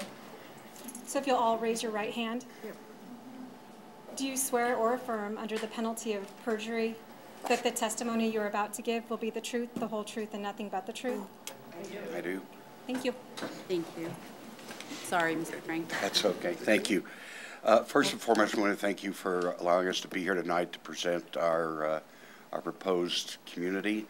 And we want to thank the staff for all the hard work that they've put out over the past year and a half. And so my name is Richard Frank, and our development team, as Brooke mentioned, is David Goldberg, Mark Cooper, and my son Daniel Frank. And between us, the combination of our development team has extensive experience in all facets of development. We've you're going to click that for me. The combination of our group has developed over 11.5 million square feet of retail, 3.6 million square feet of office, over 4,500 multifamily units, over 10,000 homes and 16,000 lots, and land of over 25,000 acres. So due to our extensive experience, we've created long-term relationships with builders, residential builders, retail users, multifamily developers, and healthcare providers. As Brooke mentioned, our consultants are here, engineering, planning, traffic, to be able to answer any questions that you have. A little bit of our history with Carl's Farm, going back almost 8 years. My son Daniel and I went over to Carl's Farm and met with some of the owners of the property to try to see if we could acquire it. At the time, the property was not available. We kept our eye on it, and when it did become available, we rushed over and we were able to get it under contract. So we're here tonight. Over the next 1.5 years, once we got it under contract, our team spent countless hours working closely with the family, your staff, end users, to come up with what we believe is the optimal plan, both for the goals and visions of all interested parties. There's no other projects like this in this submarket, especially in Northglenn. What we're proposing is unique in the fact that we are combining a wide variety of housing options, all the way from rent, multifamily, to for sale attached and detached products. This would be paired with commercial retail opportunities and trail connectivity, parks, and open space, which will make perfect programming for events. We know how important the retail component is to the city and to the success of Carl's Farm overall. We heard from you in the study session that we needed more retail, so we went back, we restudied the retail component, and found that we could accommodate about another 50% more retail than we discussed with you at the study session. So I'd like to turn it over to David Goldberg. He'll talk to you a little bit about the retail side. Okay. David?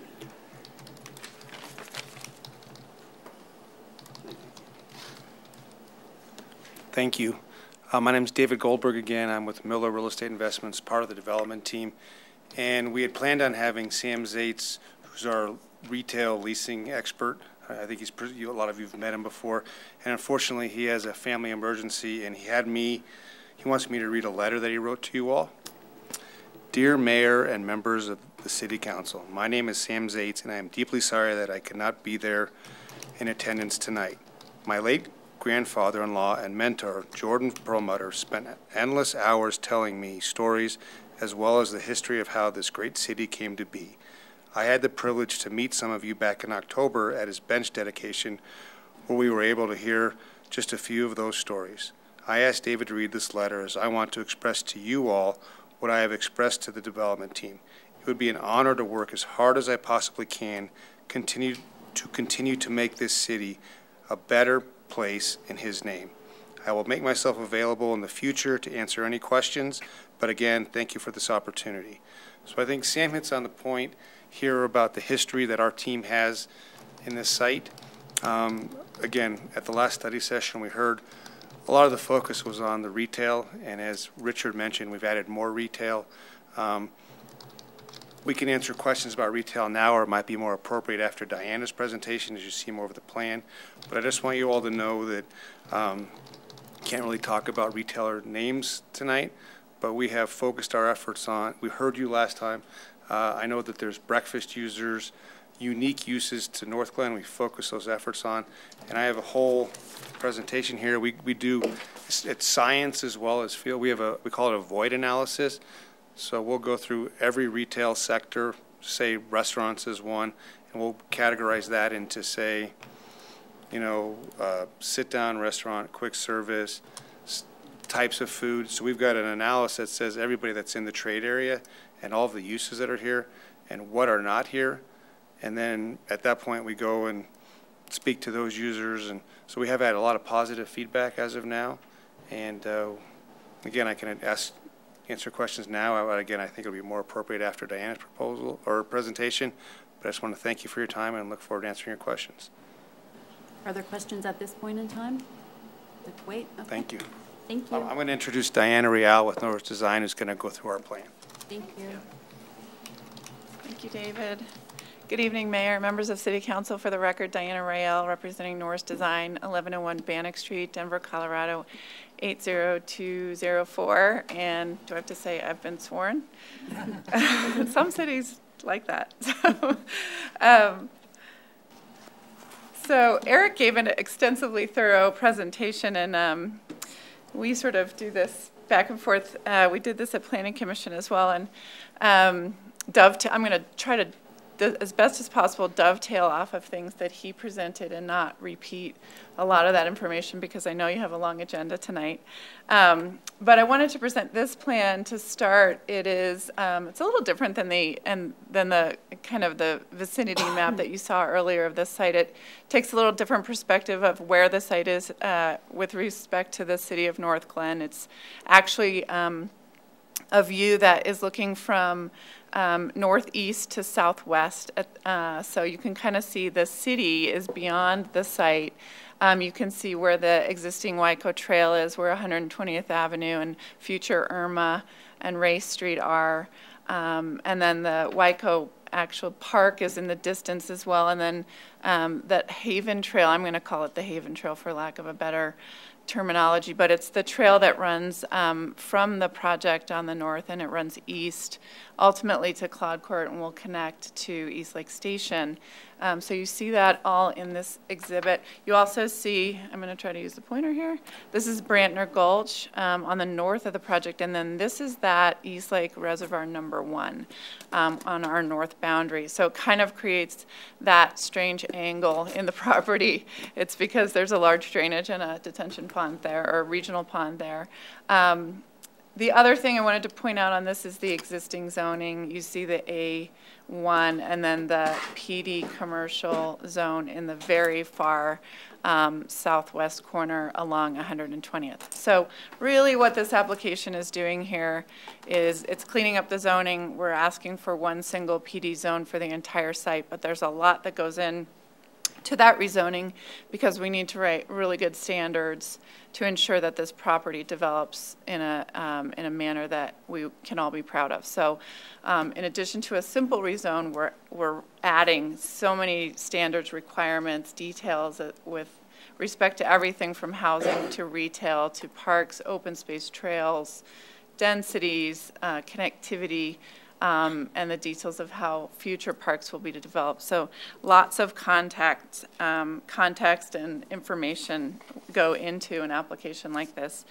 And we understand, this is one of the last infill sites in the city, so it's a very important project. And as Richard mentioned, we came in early 2017 now. I think it's actually been 2 years, and one of the first things that staff said to us when we met with them is, this is a very important project to the city, and we are doing a UDO. We're doing, a brand new code, and we want to make sure that as you go along in this process, you stay connected to that effort and understand the things that we're doing in our code so that the PD can emulate a lot of those things. So when we talk about parking standards and densities and lot sizes and everything, we've been tracking that effort along with you as you've been doing that, and a lot of that appears in the PD.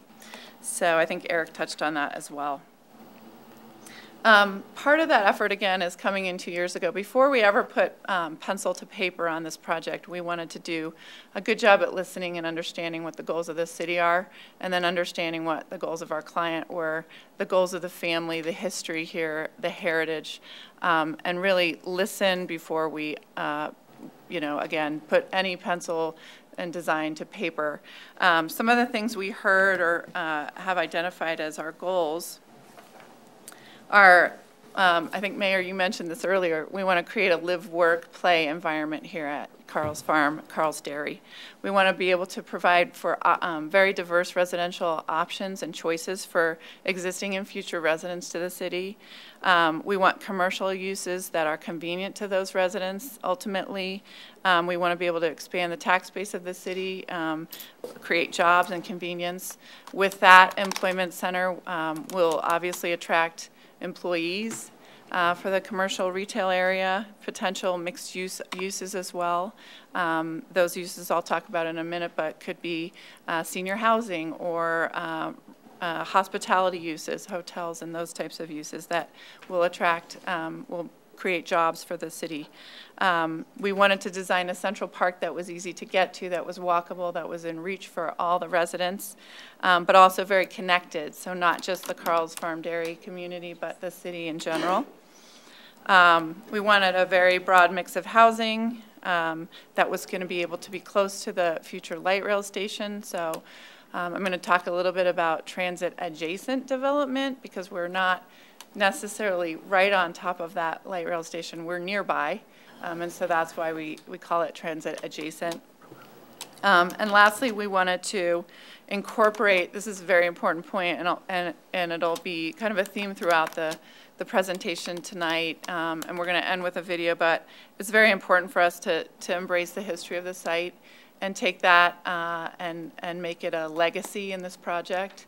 I actually we have a video to show you at the very, very, very end of the presentation, which hopefully will synthesize all of these thoughts and everything from public finance to Metro District to the PD. You'll see everything kind of wrapped in a package at the end that really looks at the history, looks at the site, and you'll start to see this picture of Carl's Farm Dairy in the future. So all of these goals are combined to create a better livable community in Carl's Farm. This plan you've seen before, but I want to talk about a couple things. A PD graphic, zoning graphic, is very sort of, I call it a bubble plan. It doesn't really have a lot of detail from respect of where are the homes, how do the roads work, where does the open space network and the trails. So what you see here is kind of that transition of density. As Eric mentioned, we're almost 64 acres with up to 800 homes, anywhere from single-family detached, single-family attached to multifamily homes. We have the mixed-use area in Area C, which is the orange color. That's about 15 acres. We have the 3.4 acres of open space. I'll talk a little bit about, I think, the question on the 1.5 acres versus the 3.4 and kind of the rest of the system and how that'll evolve over time with this project. You'll see new and extended streets here that help to complete the vehicular and trail system for the city on this northern part of the city. And then on the very south, we talked about the 8.3 acres of commercial.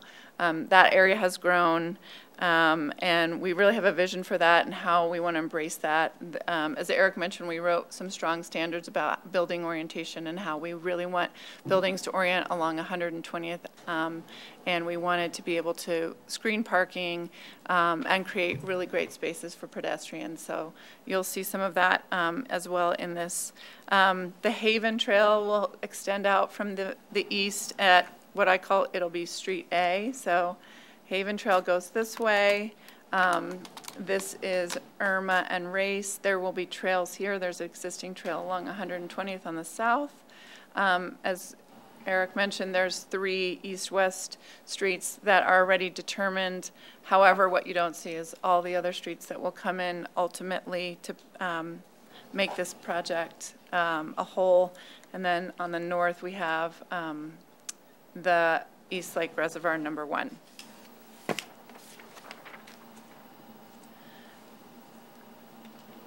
The next topic I wanted to talk about is really when looking at the plan, and I think Eric alluded to this as well, but we're transitioning density from north to south, and really what that means is we felt that it was more appropriate to sort of concentrate density adjacent to the future commercial retail area to build north from there to the adjacent open space, the Brantner Gulch. There's an open space there, the East Lake Reservoir. And so what in the kind of planning world we call that is sort of the urban transect. So if you essentially cut a line in any city, a lot of cities develop this way, but there's a core, there's an urban core in the city. And then from there it goes from Main Street, higher densities, and starts to transition out to country, to agricultural land. So when you look at the urban transect, and this is sort of what we're showing here, this urban transect is, it goes from single family, out here would be agricultural uses, single family, higher density, duplexes, townhomes, cottage homes, multifamily, mixed use residential, and then ultimately mid-rise and city.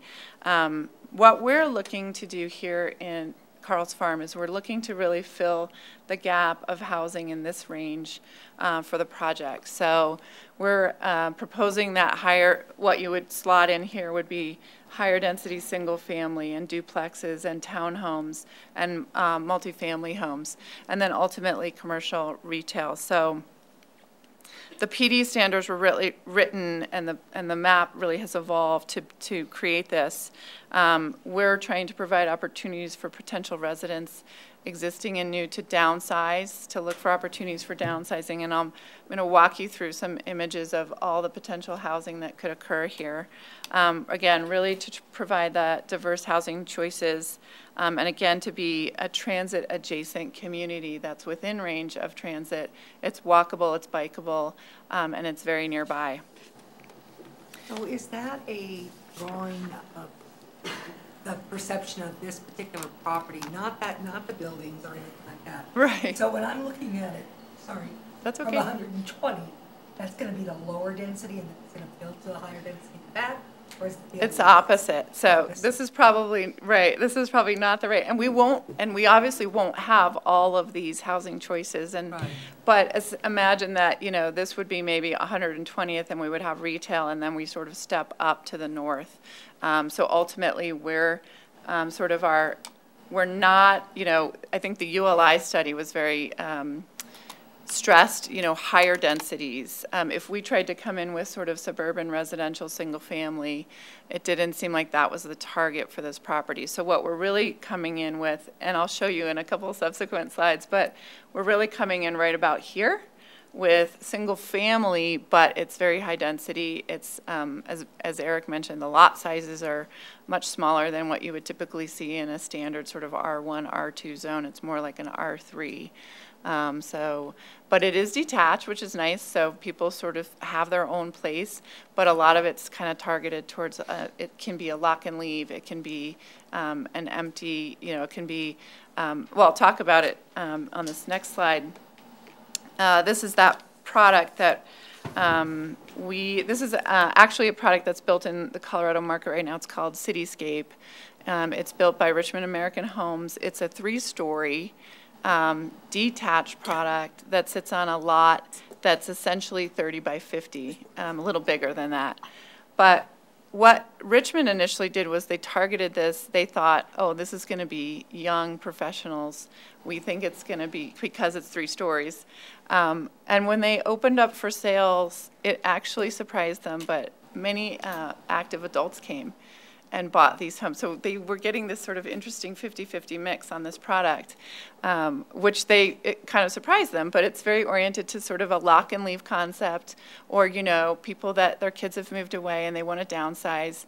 They don't have to maintain yard. The yards are much smaller. They still have a very urban streetscape and framework to be walkable into front parks, for example, and they can take advantage of those amenities, but they don't have to take care of those amenities, such as a yard and those types of things. So it really kind of shocked them, and we thought this was a perfect fit for the A and B area of the project. So this wouldn't be all of it, but it would be one component, and you'll see it again in the video that we put in at the very, very end. But it's really designed for that kind of housing style.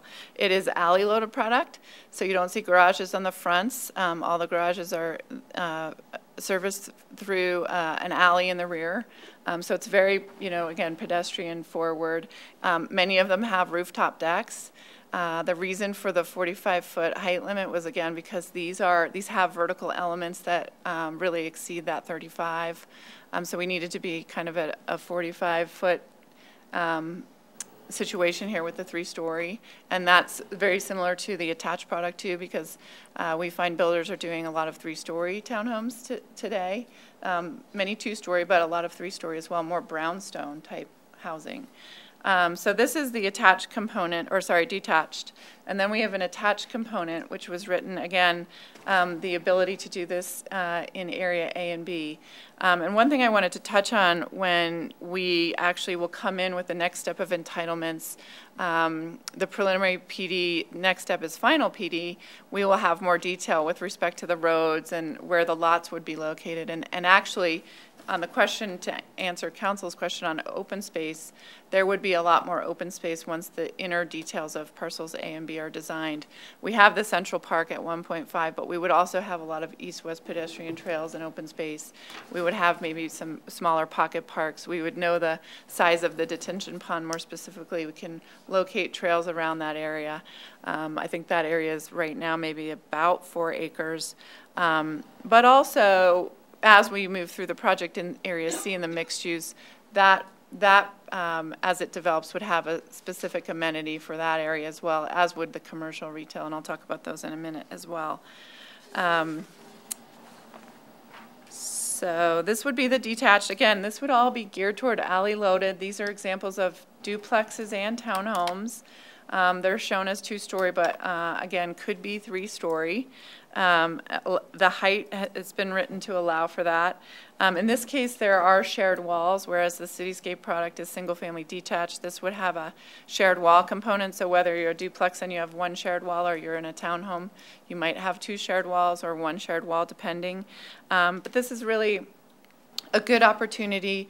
It's a little bit higher density in that transect, but it starts to become answers the question to how do we create attainable housing for Coloradans today in everything that's going on in our market. So this is that opportunity. Then those would be, I'm sorry, those would be more specific to A and B. Those would be A and B, correct. So they're kind of key to. This is sort of the key to tell you where these would be located. So the first 2 slides I showed, this would all be product that could be located in A and B. And then in C, as we come south, we're talking even higher density. So we're talking about multifamily mixed use. Here we would look for kind of more densities that you would see in the 20 to 30 density range. However, in today's market, you can get, people are doing very creative things and can achieve 35 to 40 to the acre pretty easily, and on a net basis, in vertical mixed-use development and horizontally mixed-use development. So what this parcel allows for is that sort of attached product that could also have senior housing components. There could be hospitality hotel uses in this area that can expand and kind of dovetail off of the commercial in parcel D. And then again, I mentioned, I want to make clear that as far as the amenities go, what we would work to do is internal roadways to these various parcels would all connect and create additional north, south, east, west connectivity. So not only do we have our trail corridors along 120th and Irma and Race, Street A and the Haven Trail, and ultimately, as Eric mentioned, if Thornton did come in and decide that roads should be connected across the reservoir property, those trails would go north. But we also want to make sure that there's a trail and a plaza connection from the retail area that works through this area, that works up to this Central Park. And by the way, we specifically located this Central Park along the trail that would run on the south side of Street A. So it's sort of like, I look at it as a string of pearls. There's opportunity to experience different spaces along the way for various pedestrians working through this project, walking to the light rail transit, and different things that they would experience along the way, from urban plazas to the 1.5 acre park. And that brings me to the mixed use area. Commercial retail. This area is along 120th. It is, as Richard mentioned, I think initially it was proposed as about half the size, so now it's about 8.3 acres. This would be an opportunity to create services that would service the adjacent residents of the city of Northglenn, very much in a support capacity, and I call it right-sized, so it's not going to be one of these big mega centers that ends up with vacant big box retailers. This is small enough that it is, and surrounded as well. If you look at the aerial, this area would be surrounded by 100% residential, so a lot of times retailers, I'm not an expert, that would be David and Sam, but they look at the surrounding rooftop in a 1 mile, a 3 mile, a 5 mile, and this site is 100% surrounded by residential. And so I think it's a perfect opportunity for people to have sort of that experiential retail. We'll design, we provided in the design standards lots of opportunity to create patio spaces and plaza spaces, and we would actually like to specifically locate one of our historical sort of tributes in this location at one of our in a public gathering space in a plaza. So I'll talk about that in a minute as well. Can I just ask you a question? Yes, Sorry. absolutely. No, not a problem. Maybe I for the mixed use slide we were looking at the previous, before, yes. What was the maximum height on that? This is 60. Yes, this is 60 because these would be more like 3 to 4 story, could have 4 to 5 story elements. So I worked on a project, this project, which is, I would say, that's a good example of something that's 35 to the acre. And this particular part of the project is a 3-story with a 4-story element. So Eric had mentioned articulation of architecture. We like to articulate, vertically as well as horizontally. So you get the base, the middle, and the top. But in this case, sometimes those vertical elements will be a little bit taller. So it's nice to be able to have that flexibility to be able to go to 60.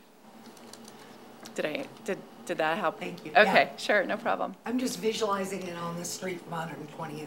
Right, and it's very street oriented. So this would not be right on 120th. This would be stepped 1 street back. Right. But what we've designed is that we've actually designed, in this case, minimum and maximum setbacks.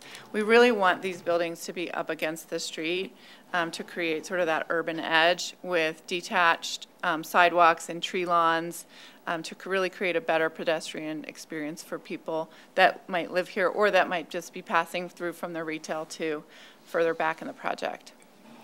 So that's really critical as well in the design. There's so much in the PD standards. Well, I wish we could cover it and go page by page, but it's a lot. So, and then we talked about the goal of looking at the Connect Northglenn plan, the master plan, and this is the plan, but then we've zoomed in here on the project, and what the plan shows is it shows a trail that comes up and sort of curves into I call that the Haven Trail there, but also has trail sidewalks along Irma and Ray Street, and then this is actually the trail that so instead of a trail that goes like this, we would actually have trails more on a grid, on the street grid. But the trail that's located here is going to be located along that park. So it'll run, imagine the trail here will have on one side the reservoir, a detention pond, and on the other side a 1.5 acre active programmed park. So it'll really have an opportunity to sort of, again, connect those links and create the sort of string of pearls. This is just detail that we actually show you, it's a little better than the graphic we had in the PD standards, but we went ahead and rendered it in 3 dimensions and kind of got a view of the park from looking up, above the park looking down. So it shows you sort of this big, large open space circle, which has an opportunity to, to go out and you could do concerts in the park. You can get, our thought here is that, again, we talked about a little bit of opportunities to create sort of heritage markers or history markers for the Carl's Dairy. This would be one opportunity to have a history marker for the Carl's Dairy. And what Carl's Dairy did was they had festivals in the fall.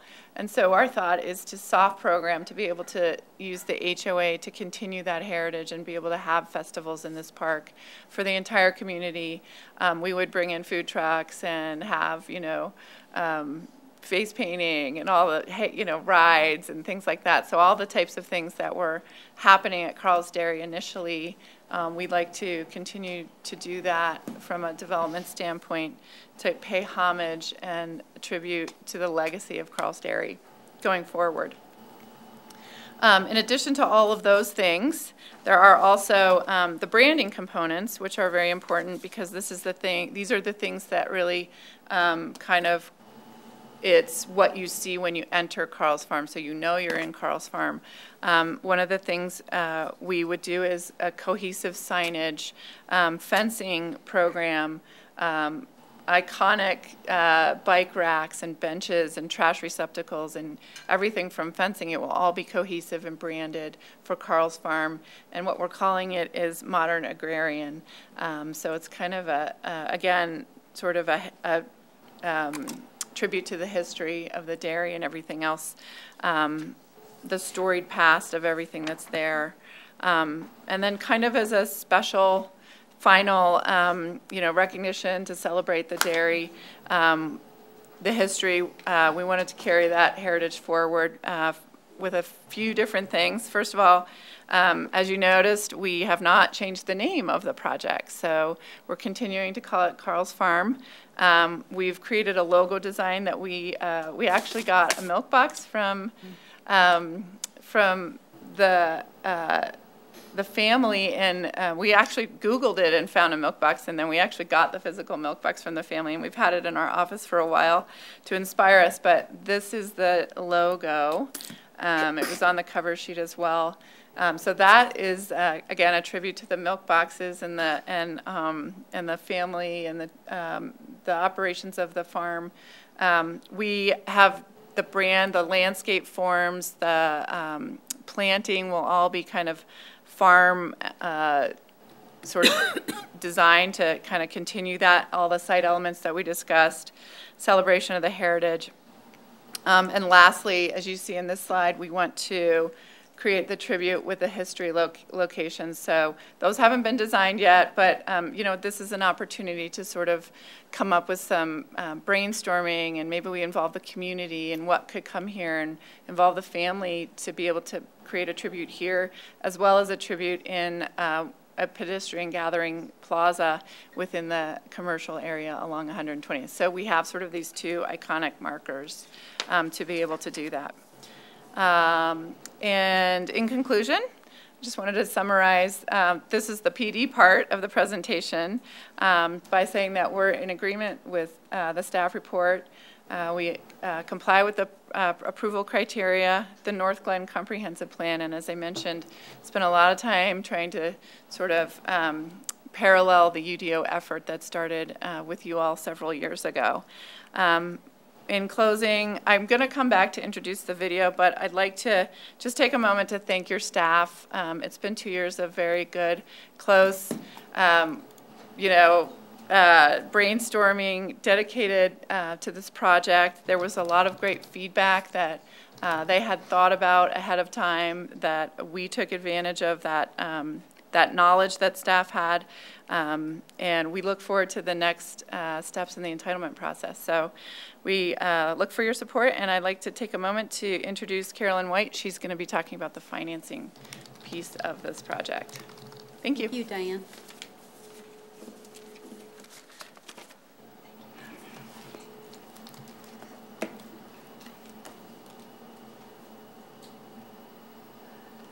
Good evening, Mayor and members of council. My name is Carolyn White. I'm Land Use Counsel for the applicant and also Public Finance Counsel for the applicant.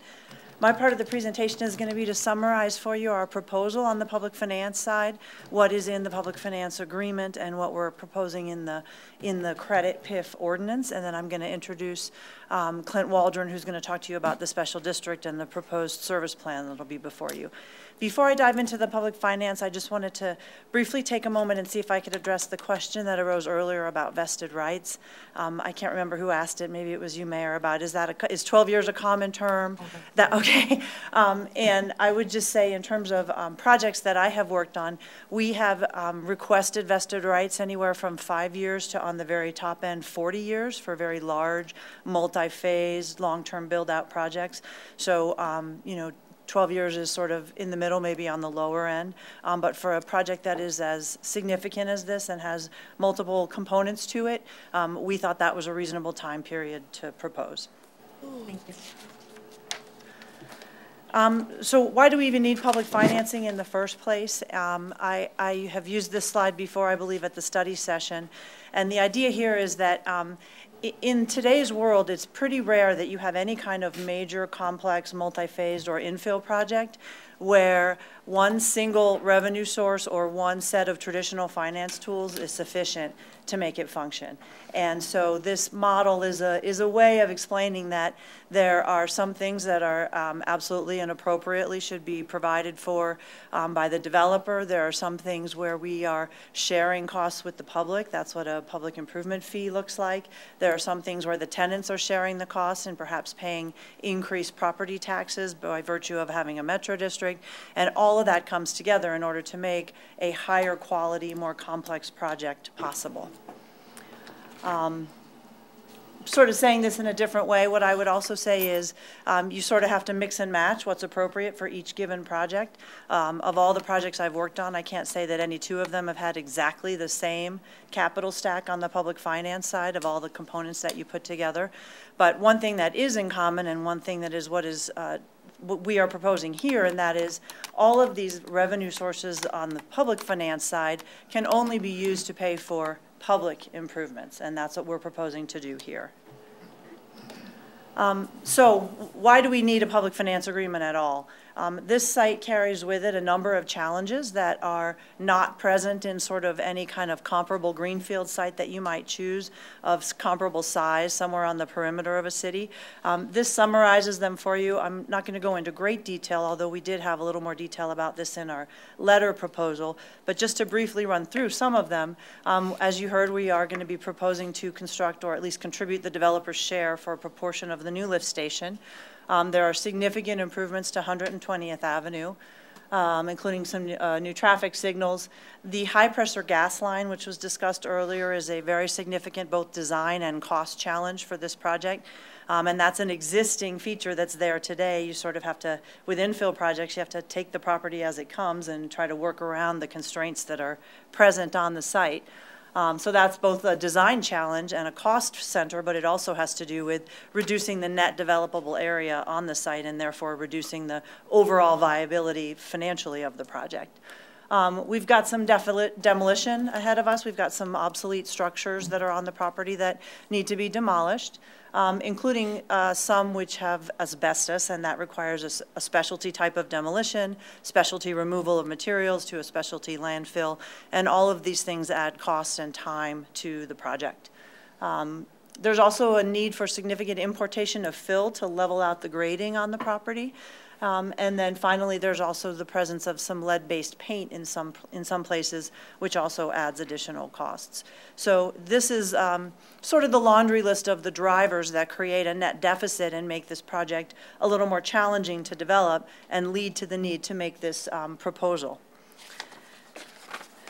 So if you look at the total infrastructure cost, and one thing I want to say about this slide is that we did receive feedback both from staff and from council at study session that what we had talked about before was sort of different components of the project in isolation. What we're showing you on this side, as suggested, is the total of the public infrastructure cost for the entire project. So that's about $23 million.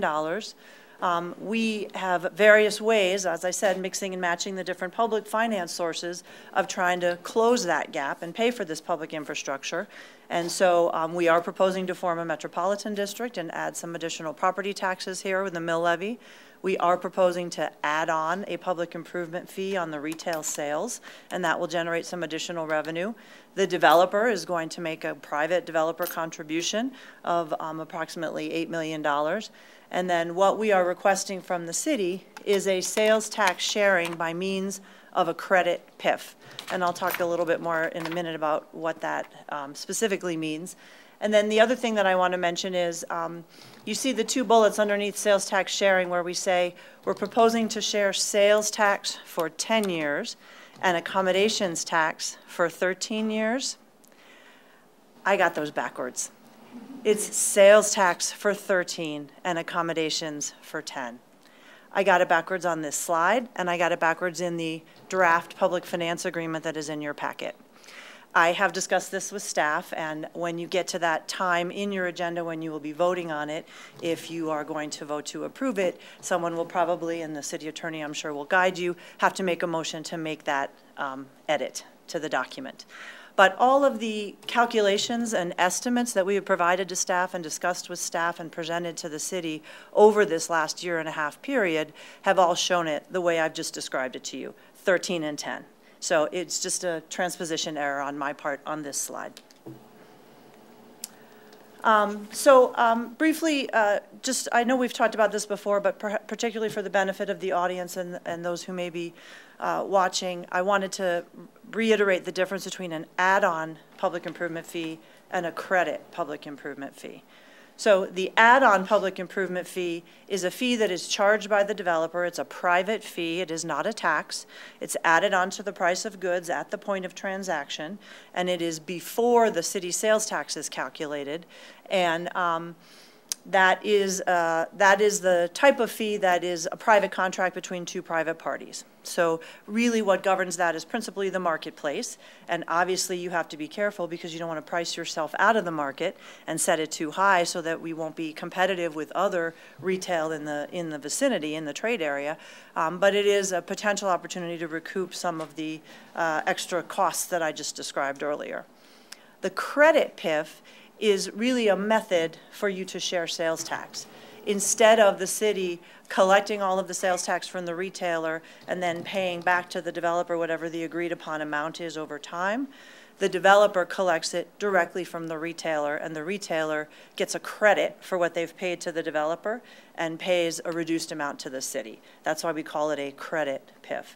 That type of PIF can only be done with the approval of the city by means of the adoption of a credit PIF ordinance, which is why you have that credit PIF ordinance in your packet tonight to implement a portion of the public finance agreement if you decide to approve that package. So a public improvement fee, mostly the add-on type, to the consumer, it feels kind of like a sales tax, but it's not a sales tax. This slide might be a little bit difficult to read. I'll describe some of it to you, and hopefully you have a paper copy in your packet.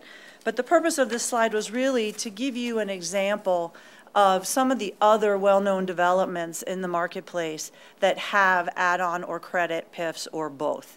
And as you can see at the top, Carl's Farm is highlighted in yellow, the jurisdiction, City of Northglenn, the local sales tax, the county sales tax, the state, RTD, and then credit PIF, add-on PIF, and the total, how does it feel to the consumer at the end result, is in the far right column. And this is not a comprehensive list. This is not every PIF in Colorado. It's not even every PIF in northern Metro Denver. But it was intended to be a sampling of some comparable and familiar projects that you might be aware of. So if you go to any of these shopping centers and buy something, you will see on your receipt both the credit PIF and an add-on PIF, depending on which of those things it has. Any questions about that? I thought I saw somebody. Yeah, go ahead, Mayor. My question is more, I would like to know why a developer chooses one versus the other, the add-on versus the credit. What are you thinking about ahead of time of why you would choose one way versus the other? That's what I would like to know. Well, I would say it differs from project to project. I would say in this case, our goal was really to close the gap using all the tools at our disposal as much as possible before asking the city to contribute, so that you're the last dollar in and we're only asking you for what we need to close the gap. So the Metro District mill levy, the add-on PIF, those are all the things that the developer can do to try to generate sufficient revenue to offset the gap in the pro forma. And at the end of the day, if it's still not enough, then in order to fill the gap the rest of the way, we've got to come and ask you to consider sharing some sales tax, and that's what we did here. Just that the credit PIF is less painful, really, for the consumer in the end? Maybe it's not as high, I don't know. Well, I mean, to the consumer, the credit PIF doesn't change the total amount they pay, right?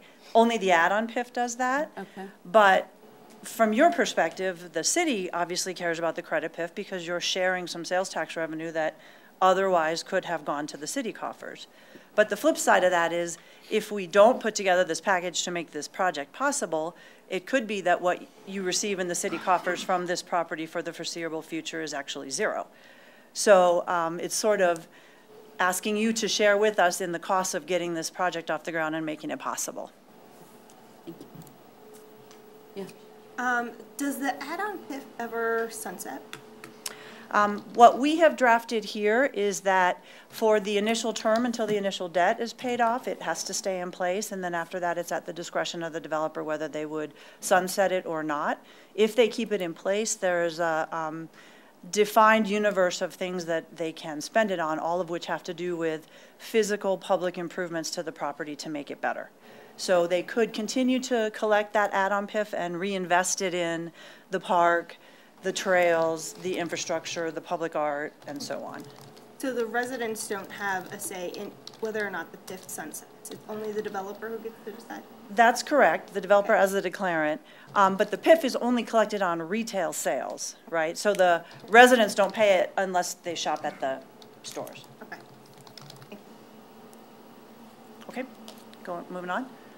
A couple examples for you of some other projects that have had sort of either one or more of these various components added on. I mentioned River Point in Sheridan here. Actually, there's a number of different public finance tools at play in this project. And if you're not familiar with this, it's on South Santa Fe at roughly Hampton. And this property had a former landfill on it, and it had some environmental contamination that needed to be remediated in order to make this project possible. There's obviously Belmar, very well known, and Belmar was also in our table. Belmar had a sort of unique combination of credit PIF and add-on PIF, and it also changed over time because the city changed its sales tax rate during the lifetime of that PIF, so it's a little bit complicated. But another thing that is somewhat comparable about Belmar is that you will notice that it has some of the similar housing types to those that Diana just showed you, some of those more urban, higher density attached and detached products. And then the other example that I'll mention, in part because it was developed by our development team, and that's Copperleaf in unincorporated Arapahoe County. That has a larger add-on PIF, and the reason for that is it's in the unincorporated county, so there is no city sales tax, and so the measurement of what you're competing against is a little bit different. And there was, more opportunity to cover all of their costs through that method without having to seek any sales tax sharing from a local municipality. So at the end of the day, this is the total request that is being made of the city. And this slide, which is my last slide, summarizes for you the THK report, which is the fiscal impact analysis to the city that was prepared as part of our application package on the public finance proposal. And I'll just go through. The total private investment this project represents is approximately $200 million. The 30-year fiscal impact to the city of Northglenn from sales and property tax over that time period is approximately $30 million. And what I'm doing is, these came off of the summary overview that was the page 21 in the THK report. So it's all in there, but I just summarizing it on the slide for you here. One-time fees projected at approximately $10.5 million. We're talking about an estimated 135 permanent jobs, annual wages of around $4.2 million. Total wages, $126 million over a 30-year period. And then, of course, over the construction lifetime of the project, we're talking about some 616 temporary construction jobs. So that's the summary of the public finance proposal, and the two things that would implement this, actually three things that would implement this that are on your agenda tonight is the resolution approving the public finance agreement, the resolution approving the district service plan, and the second reading of the credit PIF ordinance. Those three things equal what I've shown you here today. So if there's no further questions for me, I'd like to turn it over now to Clint Waldron, who is going to describe to you what is being proposed with the metropolitan districts. Are there any questions from council on financing at this point? No. Thank you. Thank you. You'll correct them.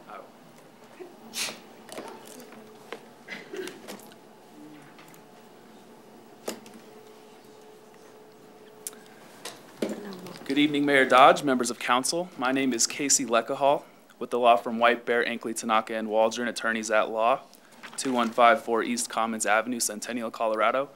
And Clint Waldron is here tonight with our firm as well. So I'm going to discuss the proposal to form the Carl's Farm Metropolitan District numbers 1 through 3, and the district's role in this proposed collaborative effort between the developer, the city, and the districts to overcome the substantial developmental challenges associated with this project, as Carolyn just detailed. Can we build it? Yes, we can. The essence of a special district is the ability to finance and construct public improvements on behalf of its residents, property owners, and users. Use of the districts to construct a portion of the public improvements localizes the cost of those public improvements to the residents, property owners, and users who directly benefit from those public improvements. What is a special district? A special district is a political subdivision of the state of Colorado formed under Title 32 of the Colorado Revised Statutes. Again, it's a tool used to finance and construct a portion of the public improvements necessary to support this project, such as streets, park and rec improvements, water improvements, and sewer improvements. Districts may also own, operate, and maintain public improvements and facilities.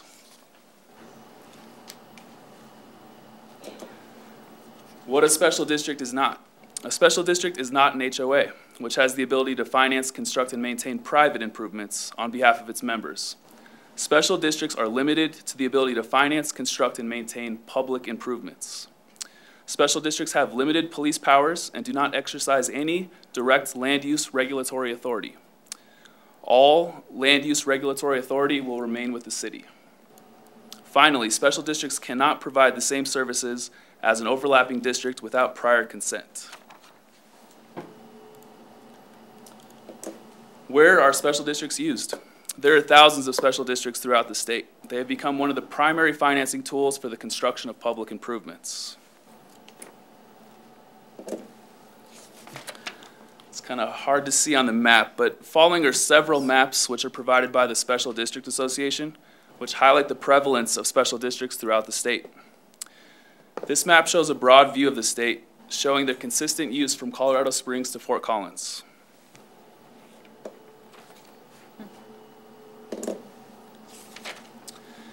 This map shows a view of the northern Denver metro area, highlighting the prevalence in this region as well.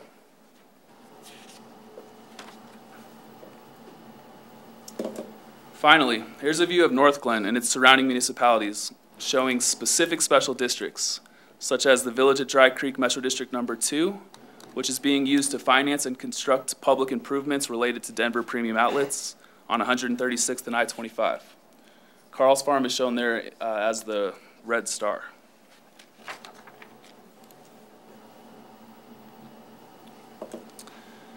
What is required to form a special district? State statute sets forth specific requirements in forming a special district. The petitioners must show that there is sufficient existing and projected need for organized service in the relevant areas, that the existing service is currently inadequate for present and projected needs, that the districts are capable of providing economical and sufficient services, and that the area within the districts has or will have the financial ability to discharge the proposed indebtedness on a reasonable basis.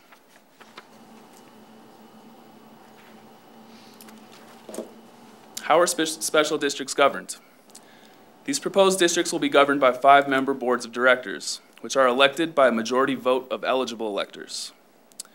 Directors must be eligible electors of the district, which requires that the individual is 1, registered to vote in the state of Colorado, and 2, either a resident of the district or an owner of property within the district.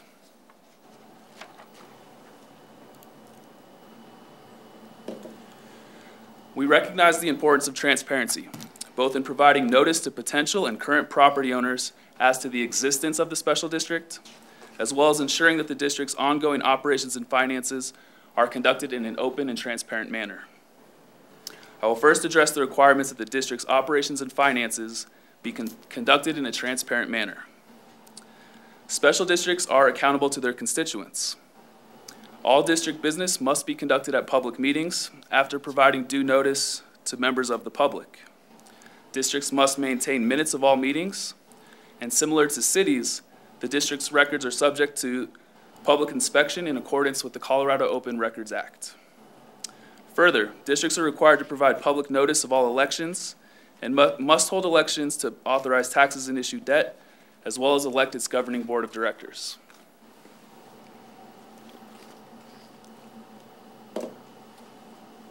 Again, special districts are publicly accountable to their constituents. With regard to finances, districts are required to annually adopt a budget at a public hearing after due notice.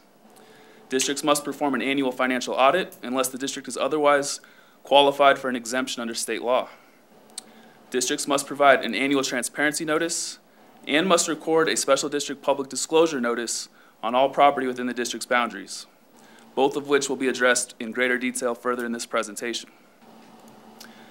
Finally, each year the district is required to submit an annual report to the city, which will address changes to the district's boundaries, intergovernmental agreements, recently adopted rules and regulations, status of construction, status of the district's finances, all over the immediately preceding year.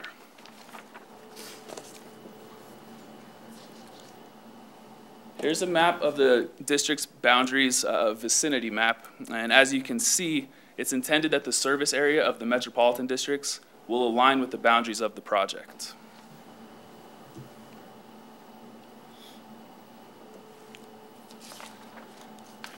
Why use a district to support this project? Districts have the ability to fund public improvements in a cost-effective manner through tax-exempt financing. They can be an economic engine which can be used to help this project succeed. Districts can keep this development competitive by allowing certain public improvements to be financed over an extended period of time in a cost-effective manner. And the market and business model for providing infrastructure has changed, in part due to the use of special districts, whereby the cost of public improvements are being localized to those that directly benefit from them.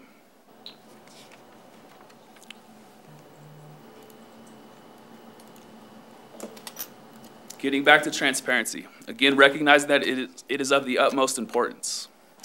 I will now address the specific mechanisms in place to provide adequate disclosure to potential and current property owners, residents, and users within the district.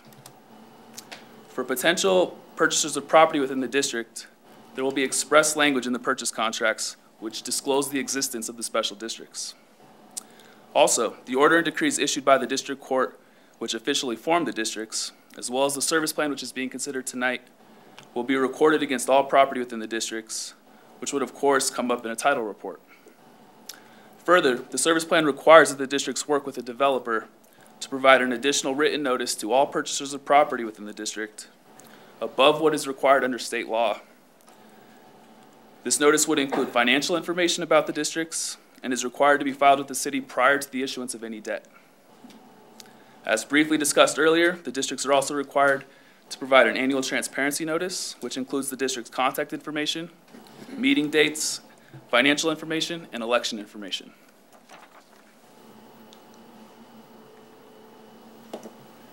The district must also record a special district public disclosure notice, also known as the 104.8 notice, which describes the authority of the district, taxing and financial information of the district, and a current map of the district's boundaries. This notice would also come up in a title report. Additional district information, such as budgets, audits, board information, election information, boundary maps, and the service plan can all be found online through the Department of Local Government's website. Finally, as noted previously, each year the district is required to submit an annual report to the city detailing substantive changes in the prior year.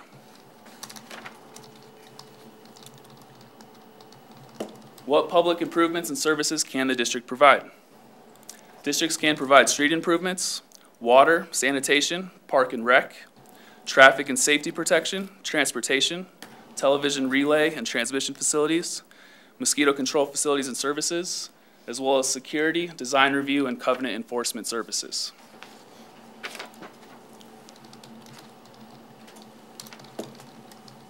All public improvements must be constructed in accordance with the standards and specifications of the city. A majority of the public improvements will be dedicated to the city. For those public improvements that are not dedicated to the city, the districts may own and operate those improvements, but only in accordance with the subsequent agreement with the city.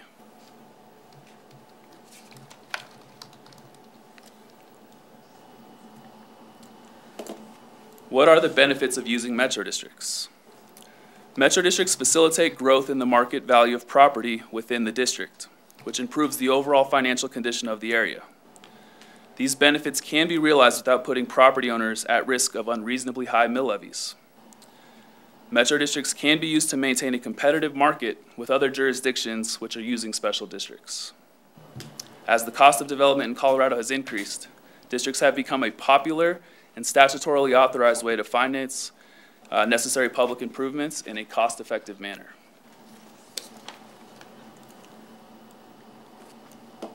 Additional benefits.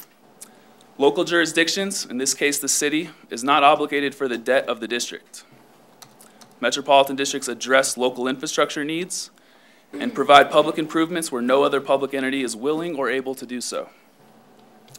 Finally, metro districts allow this project to move forward.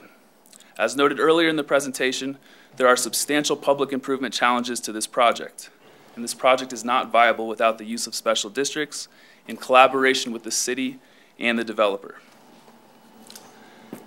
As presented here this evening, we believe this project satisfies the statutory requirements for the formation of special districts, and we respectfully request the approval of a resolution approving the consolidated service plan. Thank you for your time. I could certainly answer any questions, if there are any. Questions? That's great. Becky? I have one, but I don't know. Maybe I'm just not understanding. Sure. So the special district, that extra tax will come from the businesses, basically. Will also be a homeowners association in there, or are they two separate things and you can't have both together? You can have both together, but the district does have the ability to provide covenant enforcement and design review services similar to what an HOA traditionally would. And what is the intention with this one? I would have to ask the development team specifically on that one. Okay, I'll wait for that. Okay. Thank you. Are there any other questions? Marcy? So just a clarification on the services that the district can provide. Does the district provide trash and recycle service, or is that a city service? The district has the ability to provide trash services if the board decides to do so. That would be a duplication of city services. There won't be trash services and recycling. So maybe the applicant can further address later what the Carl's Farm Metro District will be providing above the public improvement, which is substantial. So I know that in the packet it said they wouldn't be providing fire. Correct. So I'm just wondering, and I think other people are just wondering, what other services would be provided within Carl's Farm Metro District? Absolutely. So it's traditionally landscape maintenance type services, snow removal, covenant enforcement, design review. Those are the traditional services provided by metro districts and is anticipated in this case as well.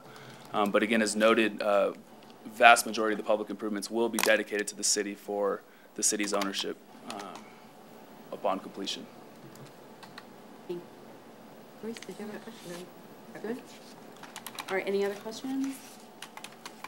None? Thank you very much. I'll now turn it over to Diana. Thank you. Thank you. I'm back. I don't know. Hopefully this works. We wanted to just, as I mentioned, we prepared this video. Mainly what you'll see here is the first part of it is I'm going to kind of give you a good perspective of the history of the project to date. And I think you all have a book. It's called Braming Farm. Yes. So we were fortunate enough to get a whole bunch of historical information from the Hinkhouse family, and we took all of that, we scanned it for them to be able to give it back to them electronically, but we're also going to create a book for them called Carl's Farm, just like the Braming Farm book that you have that was created by the ownership group for a different project that we all worked on together in Thornton. And then the second part of the video is actually going to show you the vision for the project as it comes to life as a new community for the city of Northglenn. So, and Eric is saying, hopefully it's working. Okay, and hopefully we have volume. You tested the speakers. In 1947, Bud and Fern Hinkhouse started a dairy farm on 60 acres of land in Northglenn, Colorado. They had 13 cows, 1 Buick, and a vision. At first, the Carl's Farm Dairy made 1 milk delivery route every other day. But by 1975, the dairy had grown to 400 cows and 18 milk routes. Friends, neighbors, customers would often visit the creamery, walking into the cooler and helping themselves to the array of dairy products. For generations, the dairy served as a destination for visitors who came for activities like horse-drawn hay rides, pony rides, and dairy tours. Over the years, fall festivals became popular community events. The farm began operating Halloween hay rides, taking excited families across the property under the harvest moon. The farm was also a place for children to see and pet the many animals, from goats to llamas, and even a pair of zebras named Zeke and Zelda. For 65 years, Carl's Farm Dairy was a city landmark and an integral part of Northglenn's community and history. In 2012, the country store closed its doors, but the legacy of the Hinkhouses and their amazing farm and dairy will live on for future generations through stories told, experiences remembered, in a new development that will pay homage to history.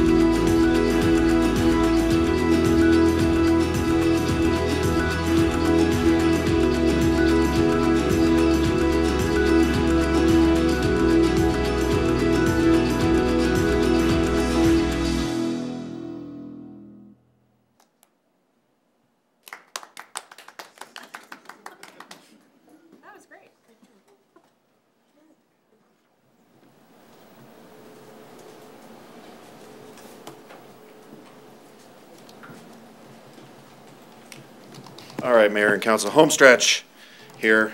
I'm here to what I would like to do is I'm going to basically provide a quick response with regards to the service plan and the PFA. With regards to the service plan, staff is recommending approval of the service plan in accordance with the terms and conditions of the agreement. With the public finance agreement, I just want to put it into the note, which is referenced in the staff report, that we did use a third-party economist consultant to review the proposal and found that it was within keeping of what the proposed recommendation was. So just wanted to put that out there. Jason's here to answer any specific questions you may have with regards to the public finance agreement. If there's any technical questions regarding the service plan or the Metro District, Corey is also available to help answer those questions. Lastly, what we had for staff discussion is the reimbursement agreement, and for the construction phase of, excuse me, of the Bunker Hill lift station. What I want to point out is that earlier this year, we did an agreement to pay for the design costs. As of right now, we're at about 30%. We have submitted application to CDPH&E for the Bunker Hill lift station. We believe that we will have this out to bid in the end of third quarter of this year and award contract at the end of fourth quarter or the beginning of the first quarter. Engineering has explained to me that they believe it's a 6 to 9 month construction phase to build the Bunker Hill lift station, which means that this would probably be finished before the end of year 2020. Everything on that is tracking as to schedule. With respect to the other agenda item tonight, which is CR 37, this particular resolution contemplates a separate agreement that we would enter into with the development team to pay for the actual capital cost. And as outlined in the memo, we've identified the prorated share as 28% to the city and 72% to the developer, in which with a total estimated project cost of $2.5 million, $705,000 of which would be the city's share, and the developer share would be $1.8 million. What I also want to point out for council is that this is money that gets deposited into an escrow prior to commencement of work on the project. So this is not a pay-as-you-go. It would be an upfront. Also, in the event that the cost estimates that we had originally put out come in less, that amount would basically be prorated back to the two parties. With that, I'll open it up to any questions on any of those last three things. Questions? I have a question in that earlier you said we will need to move CR 34, the public finance, to the end. Is that what you want me to do? That's our suggestion, and yes, okay. We have that up here. And so as staff's final just narrative here is that this is the order in which we would recommend taking action on tonight. And I believe that Daniel would like to come up and say a few words as well. And with that, are there any other questions with regards to the presentation that you'd like staff to address? 1 second. Yes. Is CR 34 the only thing that's moving to the bottom? That's correct. Okay, thank you. That's all I needed. Can you just clarify whether there will be any traffic going on to Claude Court from this development? I'm trying to picture it in my head how that could work. We're not proposing any vehicular traffic to connect from the development to Claude Court. We do believe, as was mentioned, the Haven Trail, as it was referred to, which is an existing trail on the north part of the apartment complex. The project will actually have PED connection to that system. The other part of this is that we anticipate, as part of one of the conditions for staff when we move forward with entitlements for the actual site development plans, is to extend the pedestrian trail on Irma up to the property line. In our recent conversations with the city of Thornton, they will begin to engage us once this project has been decided upon by the city council, and then actively try to figure out how we would connect that with Highline Canal. Additionally, one of the things that we had in an ongoing conversation is about the connection of Irma and Race. With that point, Thornton is not in a position at this time to consider those connections because they don't have an active development project that would otherwise warrant it, and it's likely that that would probably be a city-led cost. So Thornton has identified their transportation through their roadway network separate to what we did. And backing up 1/2 step is that when we did the master plan, what we did for the 120th quarter master plan in Carl's Farm was to figure out what is the maximum impact the site can accommodate, as well as the roadway network, so that we had our eyes wide open to the realities of how best to understand and plan for the site. And so that's what effectively those efforts were to reflect. Now that we know that Thornton is not imminently or probably in the foreseeable future wanting to connect to that roadway network, that's why you don't see those there now. We haven't done, or we haven't mentioned, because of the amount of traffic that will change on 120th, any enhancements onto the Clyde Court, like, you know, street lights and all that good stuff. Is that going to be specifically just related to the city? That's correct. That would be related to the city. Okay. And just to point out is that under the FHU study, we've identified what their roadway impact is to 120th that's required to be mitigated, which was referred to earlier as the signalization, improvements to turn lanes, and a third auxiliary lane on the north side, the westbound side of 120th. We are parlaying those infrastructure improvements into the TIP funding for 120th, which we are in the process of trying to secure through Dr. Cog, and we should have a decision on that in May. Thank you. Any other questions? No? Thank you very much. So we still have someone from the developers team that would like to speak? Yes. I think that's a yes. Yes. Good evening, Mayor, council members. Just to conclude our presentation tonight, wanted to thank again city staff for working so long and hard with us. Thank you all for hearing us tonight. We look forward to hopefully a long-term relationship with the city, and just wanted to reiterate that our development team is very committed to making this a successful, unique project for the city, for the family. And we take extreme pride in the quality of our developments, and we do that through a number of planning elements, landscaping, fencing, monumentation, amenities, and things like that. So we take extreme pride in that. We look forward to hopefully continuing that with City Northglenn at the Carl's Farm project. And with that, we kindly ask you for your approval tonight on the matters that you'll be hearing. So thank you again. Appreciate it. And if you have any questions, I'm here to answer anything you might need. Are there questions for Daniel while he's at the podium? No? Thank you very much.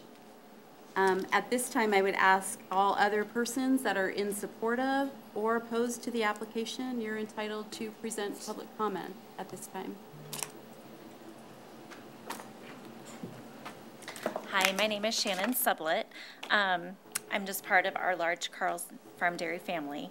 The last city council meeting I attended, I was eagerly greeted by longtime residents of Northglenn who were anxious to ask if I was the little girl behind the counter that they used to regularly see, working the cash register, standing on milk crates.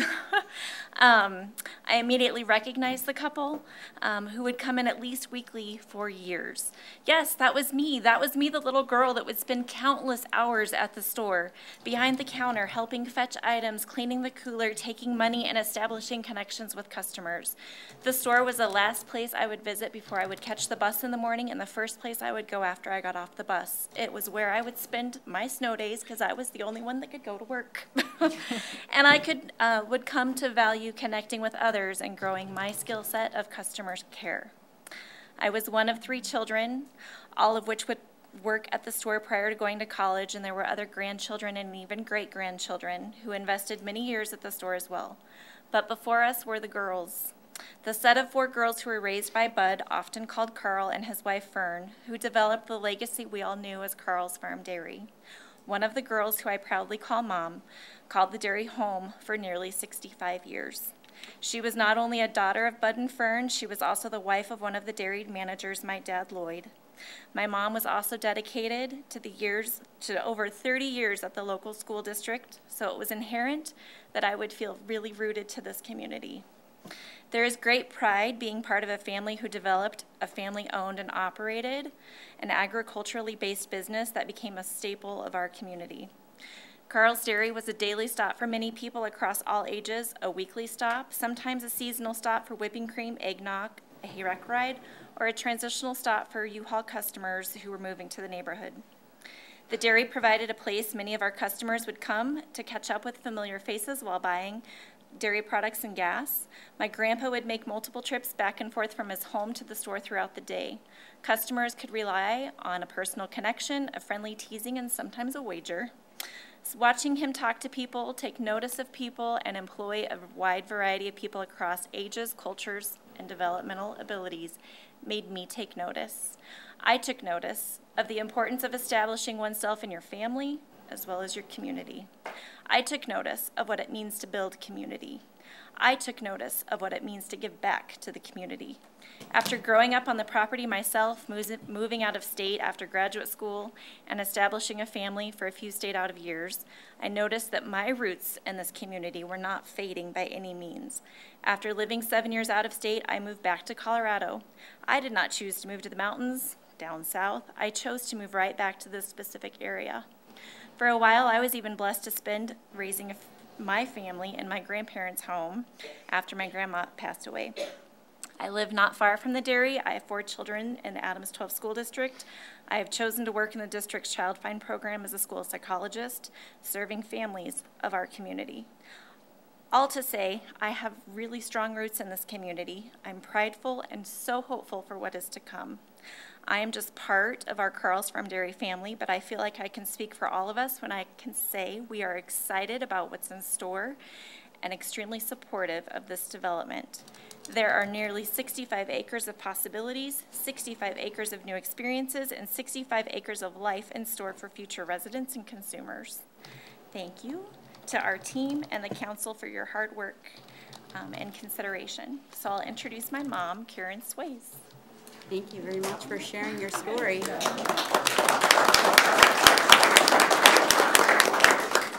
Sometimes she's a hard act to follow. When Northglenn became a city in 1969, Carl's Farm Dairy was the first business to operate in the city. In May 1971, my parents, owners of the dairy, had the opportunity to annex to the city of Northglenn. And we're proud, they worked closely with the city, and we were proud to call Northglenn our town. Over the last several years, the family, fast forward to 2017, over the last several years, the family, applicant, and city have been working very closely to come up with a plan that achieves the goals and visions of the city, the applicant, and our family. The applicant has incorporated elements into the plan, theming, and branding to preserve the legacy of our family and Carl's Farm Dairy.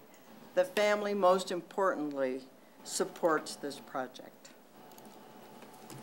Thank you. Are there any other persons who would like to testify? Okay. Does council have any questions before we close the public hearing for anyone? All right. Then at this time, I will close the public hearing on CB 1922. And we will move to our next public hearing, CB 1924. Joanna, would you read that title, please?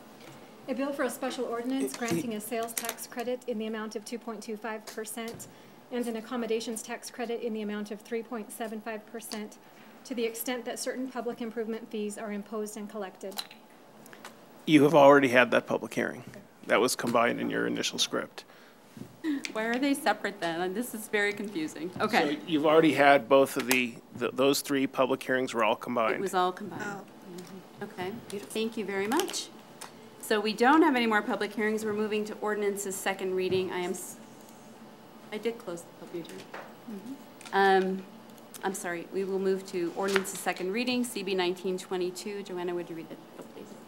A bill for a special ordinance rezoning certain property to planned development, PD, and approval of the associated preliminary PD, certain real property known as the Carl's Farm property, and located generally north of 120th Avenue between Irma Drive and Ray Street in the city of Northglenn, county of Adams, state of Colorado, and amending the zoning map of the city of Northglenn.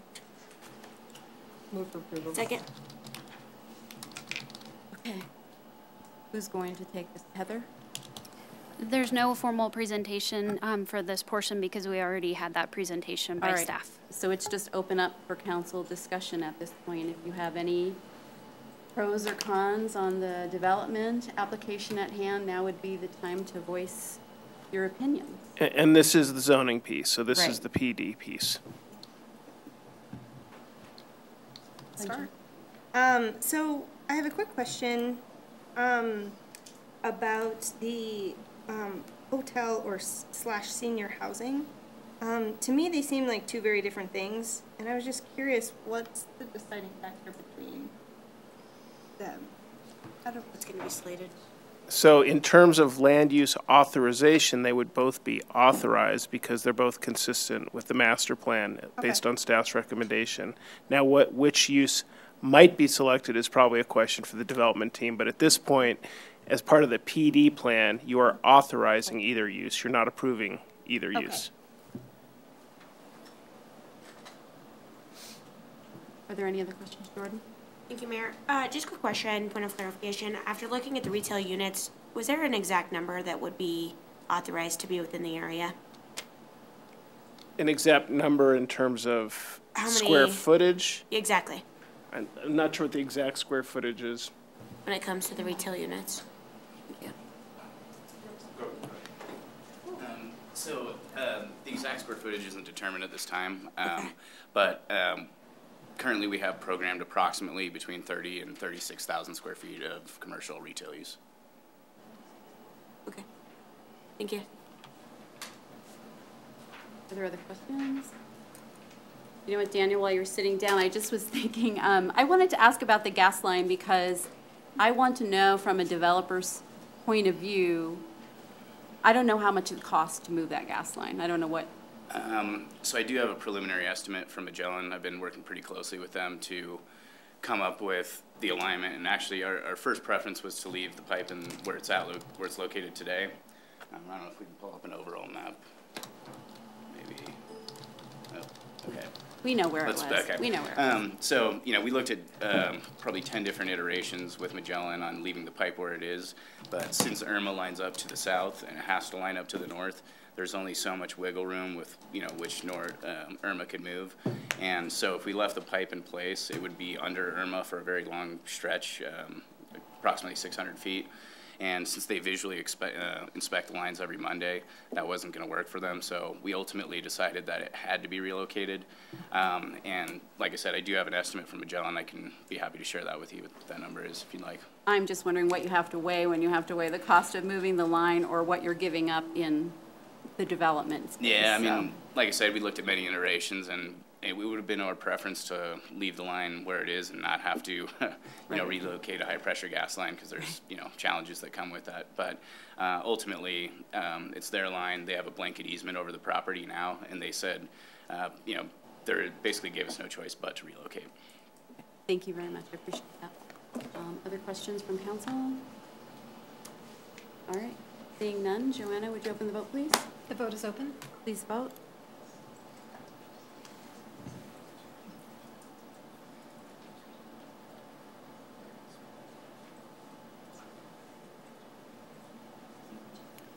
I'll close that vote, and CB 1922 on second reading passes with 1 no vote cast by Councilmember Duran Mollica. Okay, thank you very much. We will move to ordinance's second reading of CB 1924. Joanna, would you read the title, please? Okay. A bill for a special ordinance granting a sales tax credit in the amount of 2.25% and an accommodations tax credit in the amount of 3.75% to the extent that certain public improvement fees are imposed and collected. Move for approval. You guys want 33 to go. All right. So on this ordinance is the second reading of the ordinance that would authorize the sales tax and lodging tax share back. There is no need for any amendment based on the presentation of Ms. White to the ordinance because the ordinance references the public finance agreement. So when we talk about the public finance agreement later, if you determine to approve that public finance agreement, that's the agreement where the 10 years and the 13 years are reversed. But the ordinance itself references the public finance agreement, so there's no need, if you choose to approve it, to make any amendment. All right. You kind of lost me on that one. I mean, okay, are we voting on yes, this? We have you are to vote voting on it okay, on second reading, and it does not need to be amended. Thank you. Okay. So does council have any questions on the sales tax credit ordinance? Jenny? Thank you, Madam Mayor. So I know that I brought up this question before, probably more recently to staff, but one of the things that I'm really concerned about is the proximity of the retail to other retail areas. For example, you're driving on 120th, there's a Target with a ton of other retail locations. There's restaurants, it's almost this one-stop shop area. And so I'm having a tough time understanding how this area that's going to have retail and restaurants is going to be different enough that it's going to be successful for a long period. Because what I don't want to see is the newness and the shine of this retail area wear off in 10 years and 15 years, and our community then be saddled with another marketplace situation. So I would be really interested to hear why there is a strong belief that retail is going to be successful in this area for a long term, and so I'm interested in hearing that. Who would like to address that?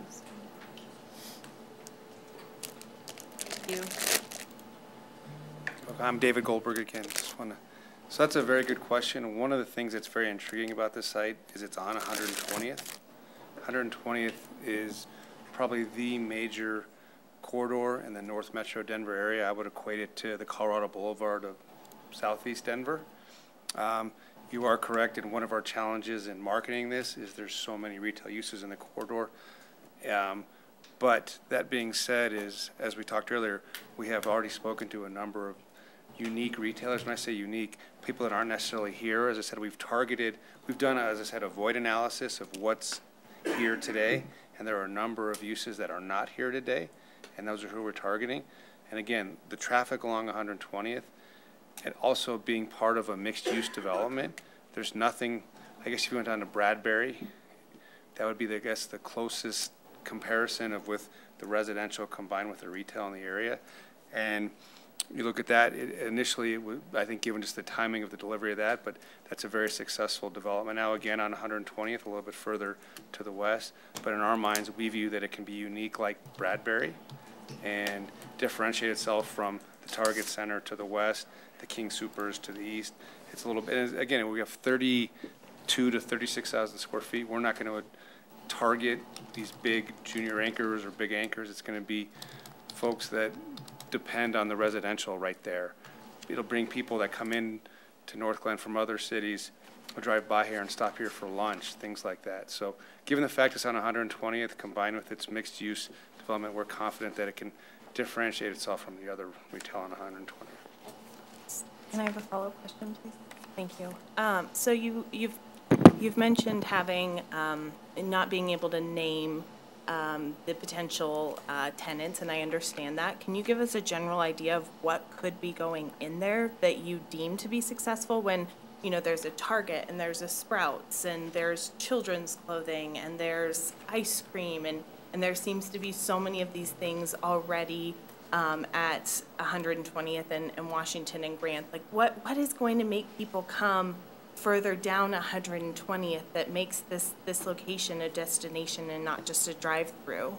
Well, I think you look at a lot. One of the main targets we have is restaurants, and you look at all retail today. Retail is having a paradigm shift in general.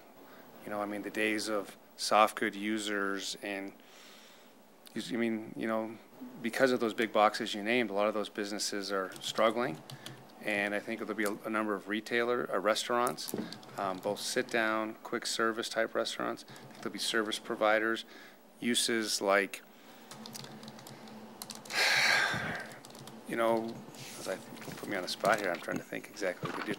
But again, everything from, let's say, banks to serve like haircutting places, Pilates studios, things like that. Those are kind of where retail's trending along with restaurants.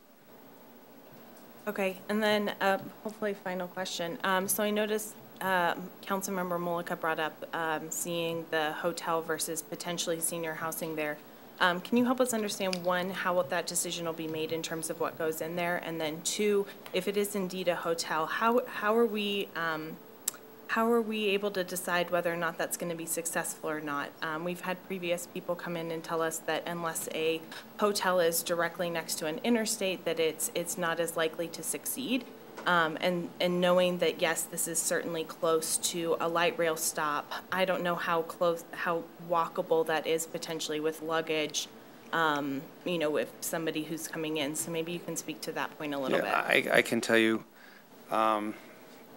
whoever said that you have to be next to a freeway, I mean, certainly if we were right on 25, this would be a totally different development, I think, anyway. But I can tell you that we have spoken with a number of hotel chains. One, in fact, is looking at maybe potentially putting 2 separate of their brands on this site, and they wouldn't go here unless they felt that it warranted a site. The decision will be made ultimately on what fits in best with the rest of the development. The economics will play a factor in it as well. There'll be, with a hotel, there will be lodging tax, which I think benefits both the city and the Metro District and the developer in terms of the revenue that's there. But ultimately, whatever the market calls for, that's what will go here. I can't sit here and say we prefer one or the other, but the market will tell us what the right use is. Okay, thank you. Thank you. I think something that was pointed out to me on that was that in the future that can always be amended, that agreement can be amended. If in the future when you get to the point that you're thinking, is a hotel viable here, if the findings are that it is not, that this can be amended, this agreement. So I guess that's the finance agreement. But just to your end, that it's not set in stone at this point, I think, because they don't know exactly what's going in there yet. I think that's to be determined, and this could be altered in the future. It's my understanding that the agreement contemplates either of the uses. I just want to make sure that I'm saying that correctly. So again, we'll let the market dictate what the best use is, and we'll move forward on that basis. I think Brooke would like to add something back there. I just wanted to add a couple of comments, if I may. To both questions that came up regarding the commercial, I think when we did the ULI TAP and the master plan, these were the big questions: is how much square footage of commercial can the market absorb on the 120th corridor, and what type of commercial does that look like? So the answer that we had in that report was 35,000 to 50,000 was sort of the ceiling of what could be accommodated and absorbed into the market when we did that study. I think the second part of the conversation here, which I think David was trying to touch on, is that it's very likely when you looked at the video as well as some of the preliminary site plan images, is that these are not necessarily what I would call power center or regional serving commercial activities. They're most likely going to be neighborhood-oriented commercial serving activities, because you're going to have smaller building envelopes and different types of end users in reference to food service, service industry type of end users, those types of things. So I think the bigger question here, and one of the things that I think as staff, and Debbie will beat me up if I don't say this, is that we wanted to make sure that what we were looking at for this property is market correct and market supported, so that we didn't create a false expectation.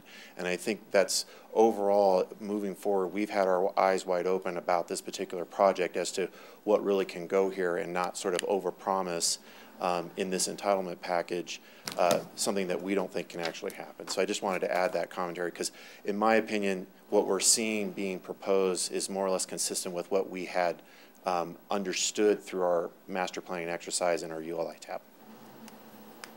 Thank you. Further questions?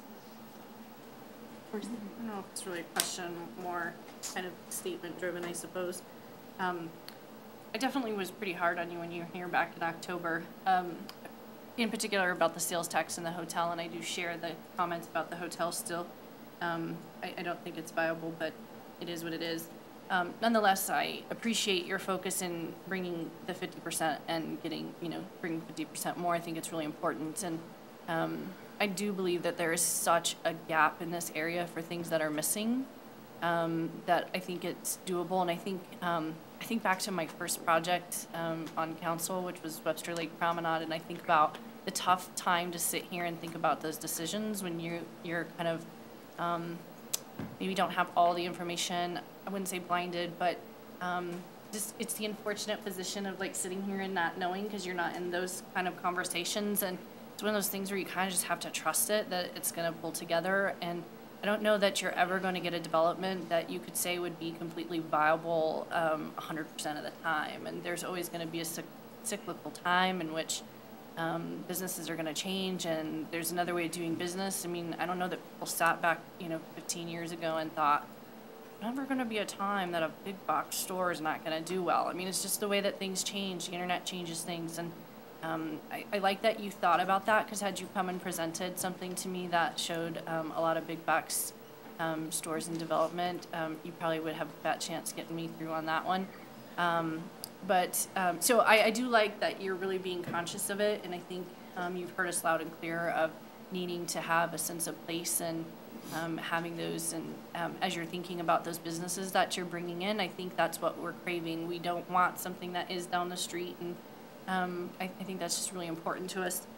So I don't think you can foolproof it, but I just really wanted to acknowledge that I was definitely hard, and I didn't necessarily see the numbers working back in October when we had the conversation. So to see you kind of pull it up and focus a lot on that retail, that's to me what makes the deal viable. Right. No other comments? Okay, Joanna, would you open the vote for CB 1924, please? The vote is open. Please vote.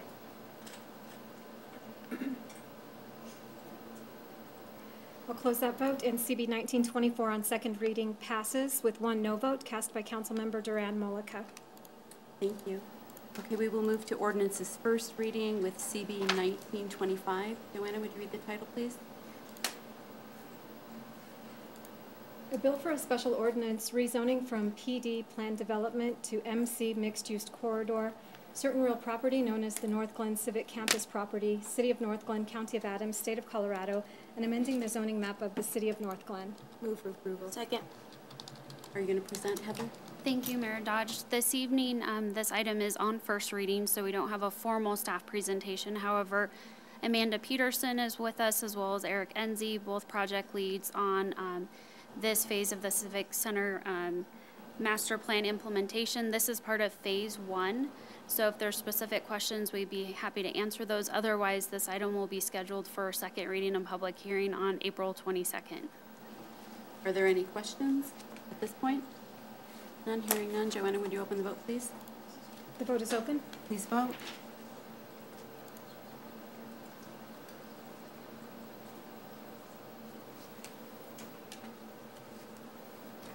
I'll close that vote, and CB 1925 on first reading passes with 1 no vote cast by Councilmember Duran Mollica. And we will move to first reading of CB 1926. Joanna, would you read the title, please?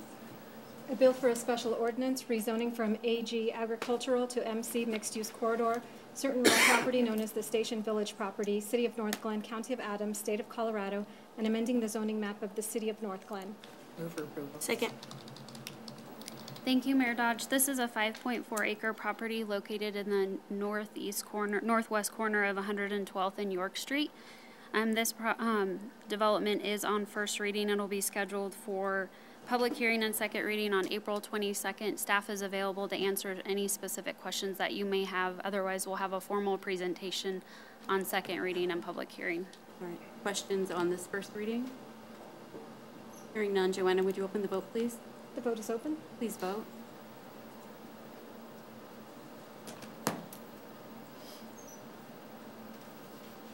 I'll close that vote, and CB 1926 on first reading passes unanimously. Thank you. All right, I'm doing CR 34 first, correct? Last. No, last. Last. Oh my God. I'm usually not this discombobulated, but this is a whole new thing for me. All right, I'm sorry. CR 33 is the first resolution. Joanna, would you read the title, please? Yep. A resolution of the City Council of the City of Northglenn, Colorado, approving the service plan for the Carl's Farm Metropolitan District numbers 1 through 3, and authorizing the execution of an intergovernmental agreement between the city and the districts. Move for approval. Second. Heather? Staff will not have any formal presentation. We're available to answer any questions given the formal presentations that we just heard. Okay. Questions from council? Oh, man. Joanne. Yeah, I'm sorry, Joanna. Jenny? Thank you, Mayor Dodge. I am just curious if somebody can give me an example of how this plays out to somebody who purchases a home in this new metro district. So you have your property tax bill that you all pay, and there is a line item for each of the taxing entities. The line item for the residences within this metro district will have a line item for the metro district and a certain number of mills that will be attributable to paying back the debt, so that the net result that will be that the property tax bill for a home in this development will have a higher property tax bill than will a property in the rest of Northglenn that doesn't have metro district debt, in addition to the other mills for the city, for the fire district, for urban drainage, for the other taxing, the county, for other taxing entities. And do we know how much those mills will be? I think we have estimates. I don't think we have the number yet.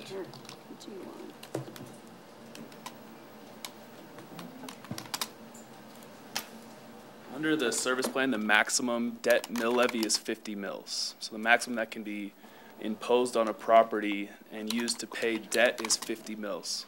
Okay, so tell me what that means in normal people language. Sure. So on a hypothetical $380,000 house, a 50 mil property tax will be about $1,500 a year, in addition to their other mill levies. And using that current example, how much would property tax be on that existing property at $350,000 without the mill levy for the special district? Like, what would it be right now outside of a special district? Sure. Right now, it would be about 120 mills. So with the additional district mills, around 170. So what would that mean for the property tax bill? Dollar figures? Yeah. So you want me to, certainly. Sorry, I'm not No trying to problem. make this like a gotcha. I'm trying to understand. No, well, so the 50 mills is about $1,500 in additional property taxes. So the underlying district mills are maybe around 3,200 for the other 120 mills that are already on. And that's an annual property tax bill. Okay. And then what does that typically mean when you're thinking about some of the apartments? Is that, I mean, I assume that the increase in property tax is then calculated into the rent? The property taxes, right, are paid by the owner of that property. So however they want to potentially pass that on to the renters, that would be correct. Thank you. You're welcome. And again, that's the maximum amount allowed. That's not what's required to be imposed. That's just the maximum debt service mill levy. Thank you. And that's determined by the Metro District? The Metro District's board sets the mill levy. That is correct. And does that have to be approved by the voters as well? No, it does not. The board has the authority to set that mill levy. And if they want to increase it at any time, can they just increase it, or does that have to go to a vote? Subject to the cap in the service plan, the 50 mills, the board has the authority to increase its mill levy. Okay, thank you. Did you want to add anything, Corey? Nope. No? Okay, thank you. Are there other questions? Yeah, I was going to say, yeah, so the 50 is actually a hard cap. That's mandated by state statute. Right. Yeah. Am I correct when I say that? So the board cannot artificially raise the debt mills. It's capped by state law. At 50 mills. That's correct, right? At 50 mills, and that's Gallagherized, and we can get in that discussion, but you can't raise it above the debt cap. And one thing I wanted to add is that so the property tax is deductible off of your taxes, so it can act as slightly beneficial to the homeowners. And as Casey mentioned earlier, you know, it's not something that homeowners are not aware of. It's there's lots of disclosures. It's on their title. It's in their real estate contract. So although it does impose a slightly higher burden on those taxpayers. The residents within Carl's Farm, they are, well aware of, what's being imposed upon them. Okay, thank you. Further questions? Hearing none, Joanna, would you open the vote, please? The vote is open. Please vote.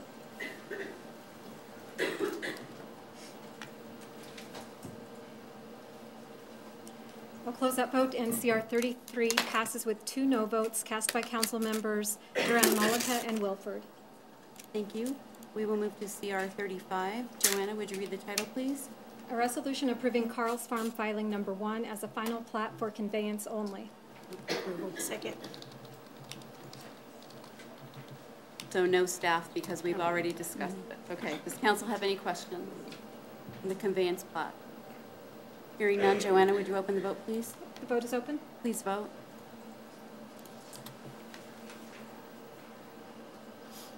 We'll close that vote, and CR 35 passes with 1 no vote cast by Councilmember Duran, Malika.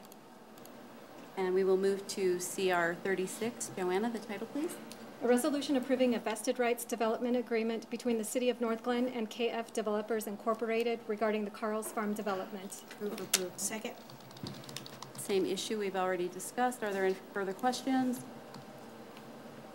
Hearing none, Joanna, would you open the vote, please? Vote is open. Please vote.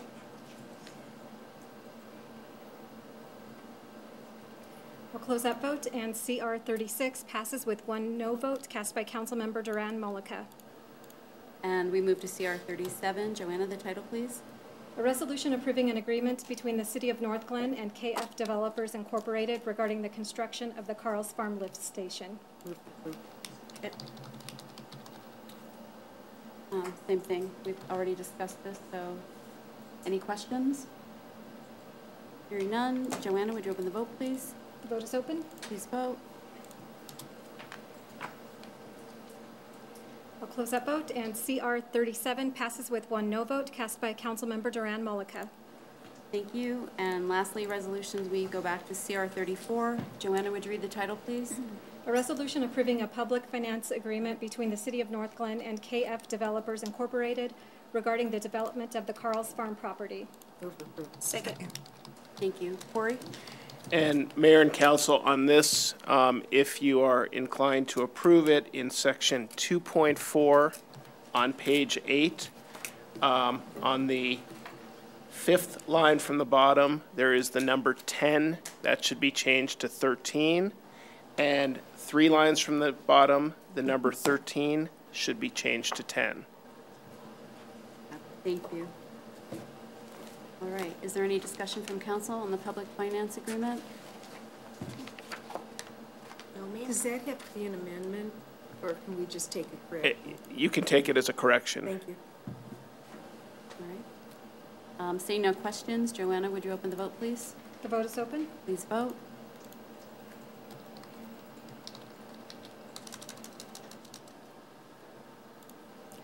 We'll close that vote, and CR 34 passes with 2 no votes cast by council members Duran, Malika, and Wilford. Thank you very much.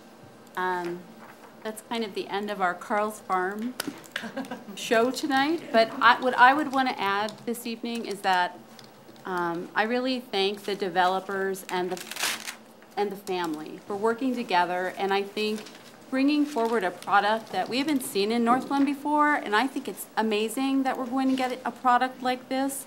I love the mixed use. I love the retail in the front. I definitely see uses for those small retailers. I'm not worried. I know the track record of the Franks, and I think it's amazing that you're doing this project for us. So I just want to thank you, and I think it's going to be a really great development. Look forward to seeing the progress. So thank you all very much. Council, thank you. This is great, by the way. Yep. Amazing. New one in my family. Like, so what did we do? Hang out? Go to the bar? Discussion.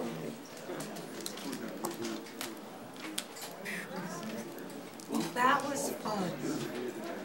You did a gosh darn good job. Oh my God. Throwing sort of kind of. Like.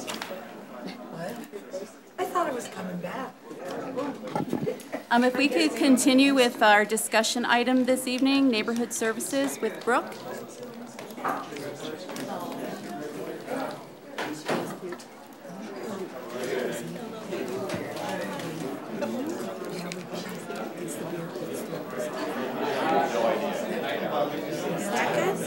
Bought the building for DB. Oh, yeah. What did you? Here. Why of all days do you have to wear this? We have to wear this. 5-minute break. I should have threw myself on the floor. Thank you.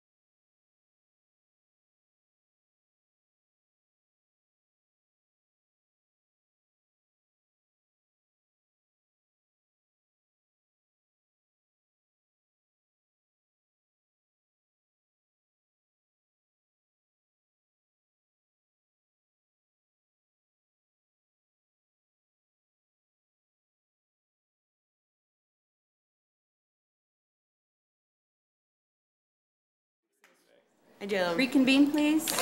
We're back on. Discussion item, neighborhood service area changes. Good evening again, Mayor and Council. I will keep this brief, but in an ongoing effort to improve our efficiency with service in neighborhood services code enforcement, we are updating the service areas. And so I just wanted to briefly walk you through some of the history and why we're doing it and what the drivers were for this. So I'm actually going to show this in reverse of the attachment to your packet.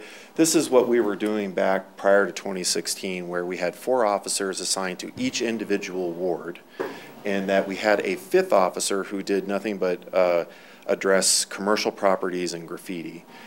Since that time, we were able to reassign graffiti removal to Public Works and reallocate the officers, go back, to covering the ward, to covering 5 service areas. And here is the main goal, is that one of the things that we noted back in the assessment that we did in 2016 is that, as you can see here with Ward 4, you had 1 officer doing almost double the work of any other area. And so obviously there's a lot of nuance to this because it could have been tall grass, weeds, smaller code cases, where in other areas you may not have had as many cases because they may have been more complicated. What we were attempting to do here through this exercise is after 2016, we redistributed the staff based off of the number of calls and also geographic boundaries to sort of make it easy to administer.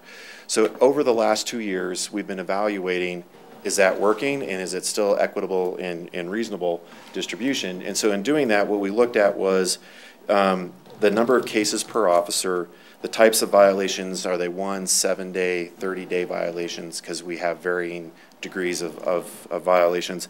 The number of residential units within a given service area as one of the criteria, as well as the size and relationship to the ward district boundaries, because we do like to try to keep familiarity with the service areas and the officers servicing those wards, so you know who's covering your areas.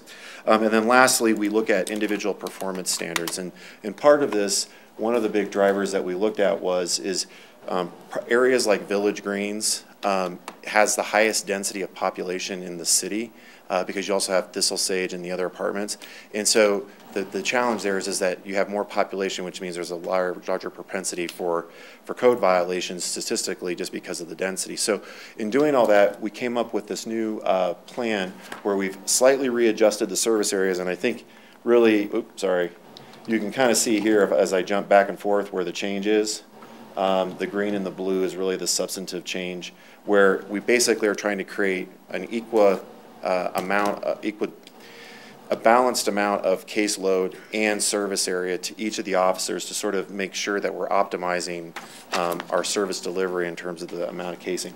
The last thing I'll mention here is that I've identified in bullets the districts, and if you look at the bottom right corner, there's the color coding, which also refers to the districts and to the names of the officers. And really this is just for informational so that you as council members know if you hear something or if you have a concern, if a resident calls and says, hey, I don't like what's going on, you know which officer is involved, and obviously I will know which officer is involved, and then we'll address whatever concerns there may be in that instance. But this is really just sort of an update on our ongoing effort to improve efficiencies. All right. Are there questions for Brooke? Why'd you take Tom away from me? Which one? Yeah.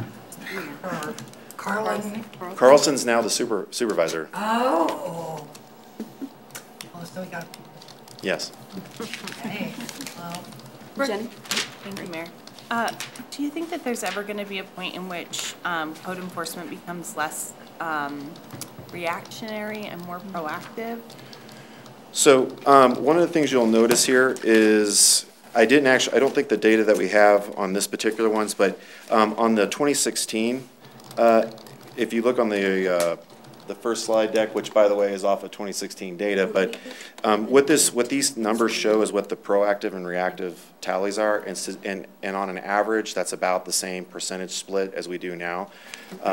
In that, I would say that by and large,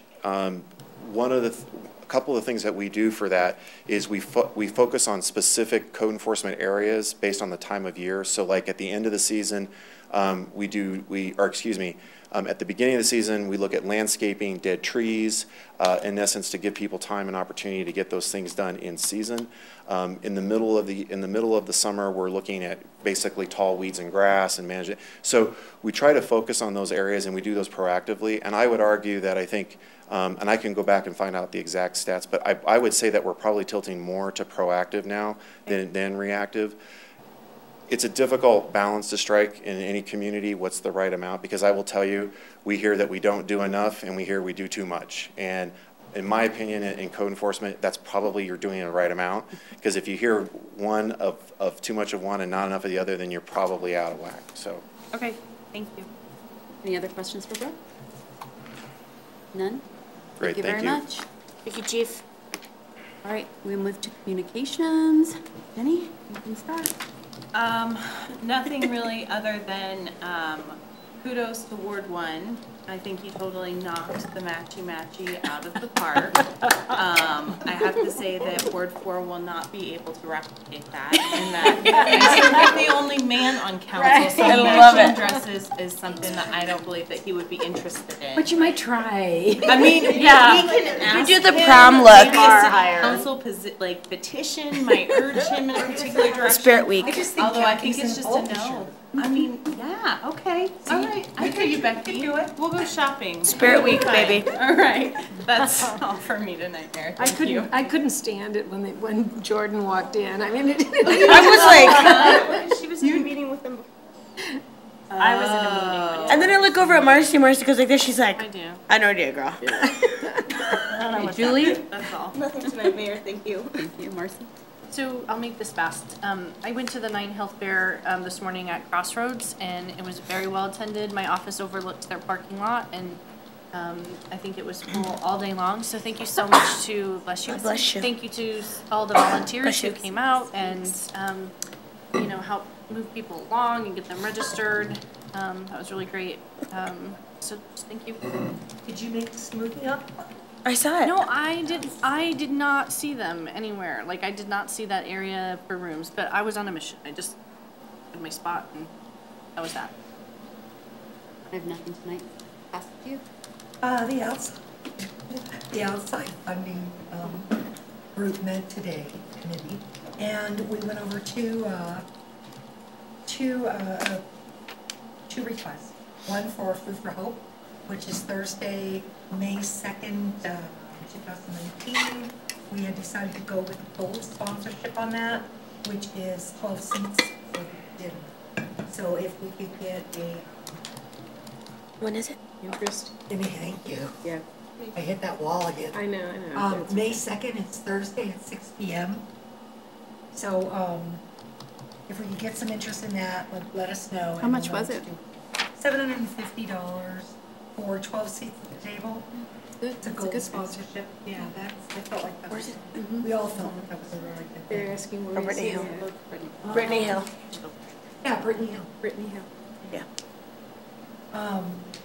So the next thing that we have was for the Latinas First Foundation. And we actually have one of our council people, Jordan, who is going to be recognized there as a trailblazer at their event on May 3rd. Thank you. I'm not sure what day, that's a Friday? Friday. Friday. So why don't you tell us and the residents a little bit about this program? Yeah, so Latinas First is an organization that's been around that the overall notion is women can be what they can see. So it brings together a group of powerful women within the community and a multitude of professions to be able to provide that speed mentoring component. So I've been partaking in the speed mentoring for, this was my 4th year. But this year in particular was awesome because we had Northglenn High School, Thornton High School represented, so their guidance counselors were there. And there was about 6 to 7 young women from each of the high schools representing to partake in the summit that was at Auraria campus. One of the young women that I had met there and we did the speed mentoring, or it was kind of like speed dating type of forum, is going to be recognized at the event, the Adams County Youth Award ceremony. It's just awesome to see kind of that regional effort and our young woman to be represented. So Northglenn High School has a table there, and yeah, it's really awesome. So how will they determine, Jordan? It says here that there will be 8 students at each table. How is it determined how those 8 students are chosen? Or do they apply for the seats? Or Yeah, what's interesting is the guidance counselors will select these individuals or these young Latinas within the school to join the tables or the networks that then they have an opportunity to receive scholarships at the event. And us as award recipients or as mentors provide funds to be able to provide scholarships for these young students to be able to get ready for college. this sounds fantastic. We're able to say that we are sponsoring as the student sponsor. Yes, awesome. I appreciate it's that. a host table for 8 high school Latina students, 1 guest seat and 1 chaperone seat. The Awesome. logo will be in the event program. Awesome. I appreciate the support. So Thank will you. you be sitting with them, or do you have a separate table with all the? To be honest, I'm not too sure. Oh, but if okay. I'm able, I would love to. Yeah. Well, we were just reading it, we were just kind of curious about how that. Yeah, I don't know how the setup tables was gonna break be. down. Okay, but we can figure that out. Super. Yeah, appreciate that. Thank you. Congratulations. Thank you. Awesome. Are you done? Yes. I am. That is, I got it. Okay, Joyce. Just a couple things. March 30th, we did hold the Ward 2 meeting. And it was, as always, Ward 2 residents are very interactive with us. We had a lot of lively conversation, I would say that, so it was a lot of fun. The highlight of everything was traffic calming. Traffic calming and traffic calming. So, but I think we've got it. We answered all the questions and worked through all that. But it was good. It was really good. Just kind of to let you know, it's springtime and the community garden is being prepared over at Stonehawker, and the early planting is going to be April 27th. And they're looking for volunteers, so anyone that would like to volunteer, just please let me know and I'll tell Tom. And they're looking for volunteers anyway throughout the year, so if you don't want to come on the 27th, I know that they can find a place for you somewhere, so that. And just kind of an FYI for everyone, the RSVP program is moving to the Senior Hub Outreach Department. Their grant is now over, and so that program is not going to be running any longer. So any of the volunteer programs will be transitioning to other departments. So I just kind of let you know, we won't have RSVP at Yeah, thank you. Meredith? The only thing I had is for people that are probably sound asleep, I would hope. I just think one of the coolest events we have is the flashlight egg hunt. Yeah. And so that's coming up on Friday. You have to be 9, so if you're too little, you can't do that. 9 to 14. 9 to 14. Age 9 to 14. But yeah, so that's the only thing I was gonna. It is fun. It's a lot of fun. Tons of fun. So, and right now the registration, they have lots of space. So, give it a shot. Okay, thank you. Jordan? Thank you, Mayor. Thank you for supporting the organization and also providing a table for the students. Pretty awesome. Second thing is I just want to say kudos on the social media game. It's really stepped up, and I think that when we're working and not able to attend some of the events, we're able to feel like we are there, especially when knowing about the smoothie on the bike at the Night Health Fair. So it's really helpful for us. Congratulations to the comms team, and thank you to our city manager for putting that in place. You're welcome. Joanna? I have nothing tonight, Mayor. Heather? Just real quick, I wanted to let Mayor and Council know I attended the Backpacks to Briefcases event on Friday. Wonderful event. We had 4 students sit at our Northglenn table. 1 young man, 3 young women, 2 of whom would like to pursue careers in the medical field. The young man would like to pursue a career in aerospace engineering, and then one of the young women would like to pursue a career in as a mechanic.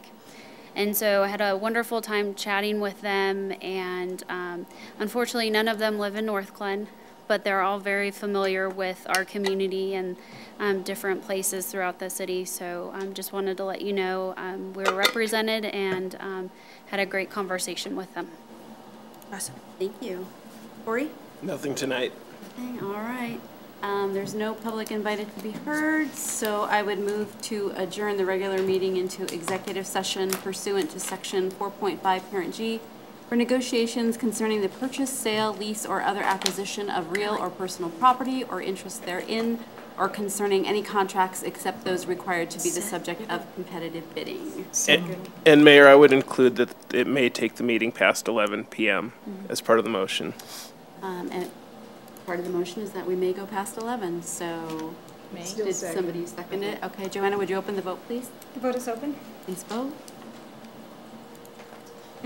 Maybe I shouldn't have said no. Yeah, I was just thinking, what happens if we hit no? What did I do? Yeah, what happens if we decline this? I'll close that vote, and the motion to adjourn to executive session passes unanimously.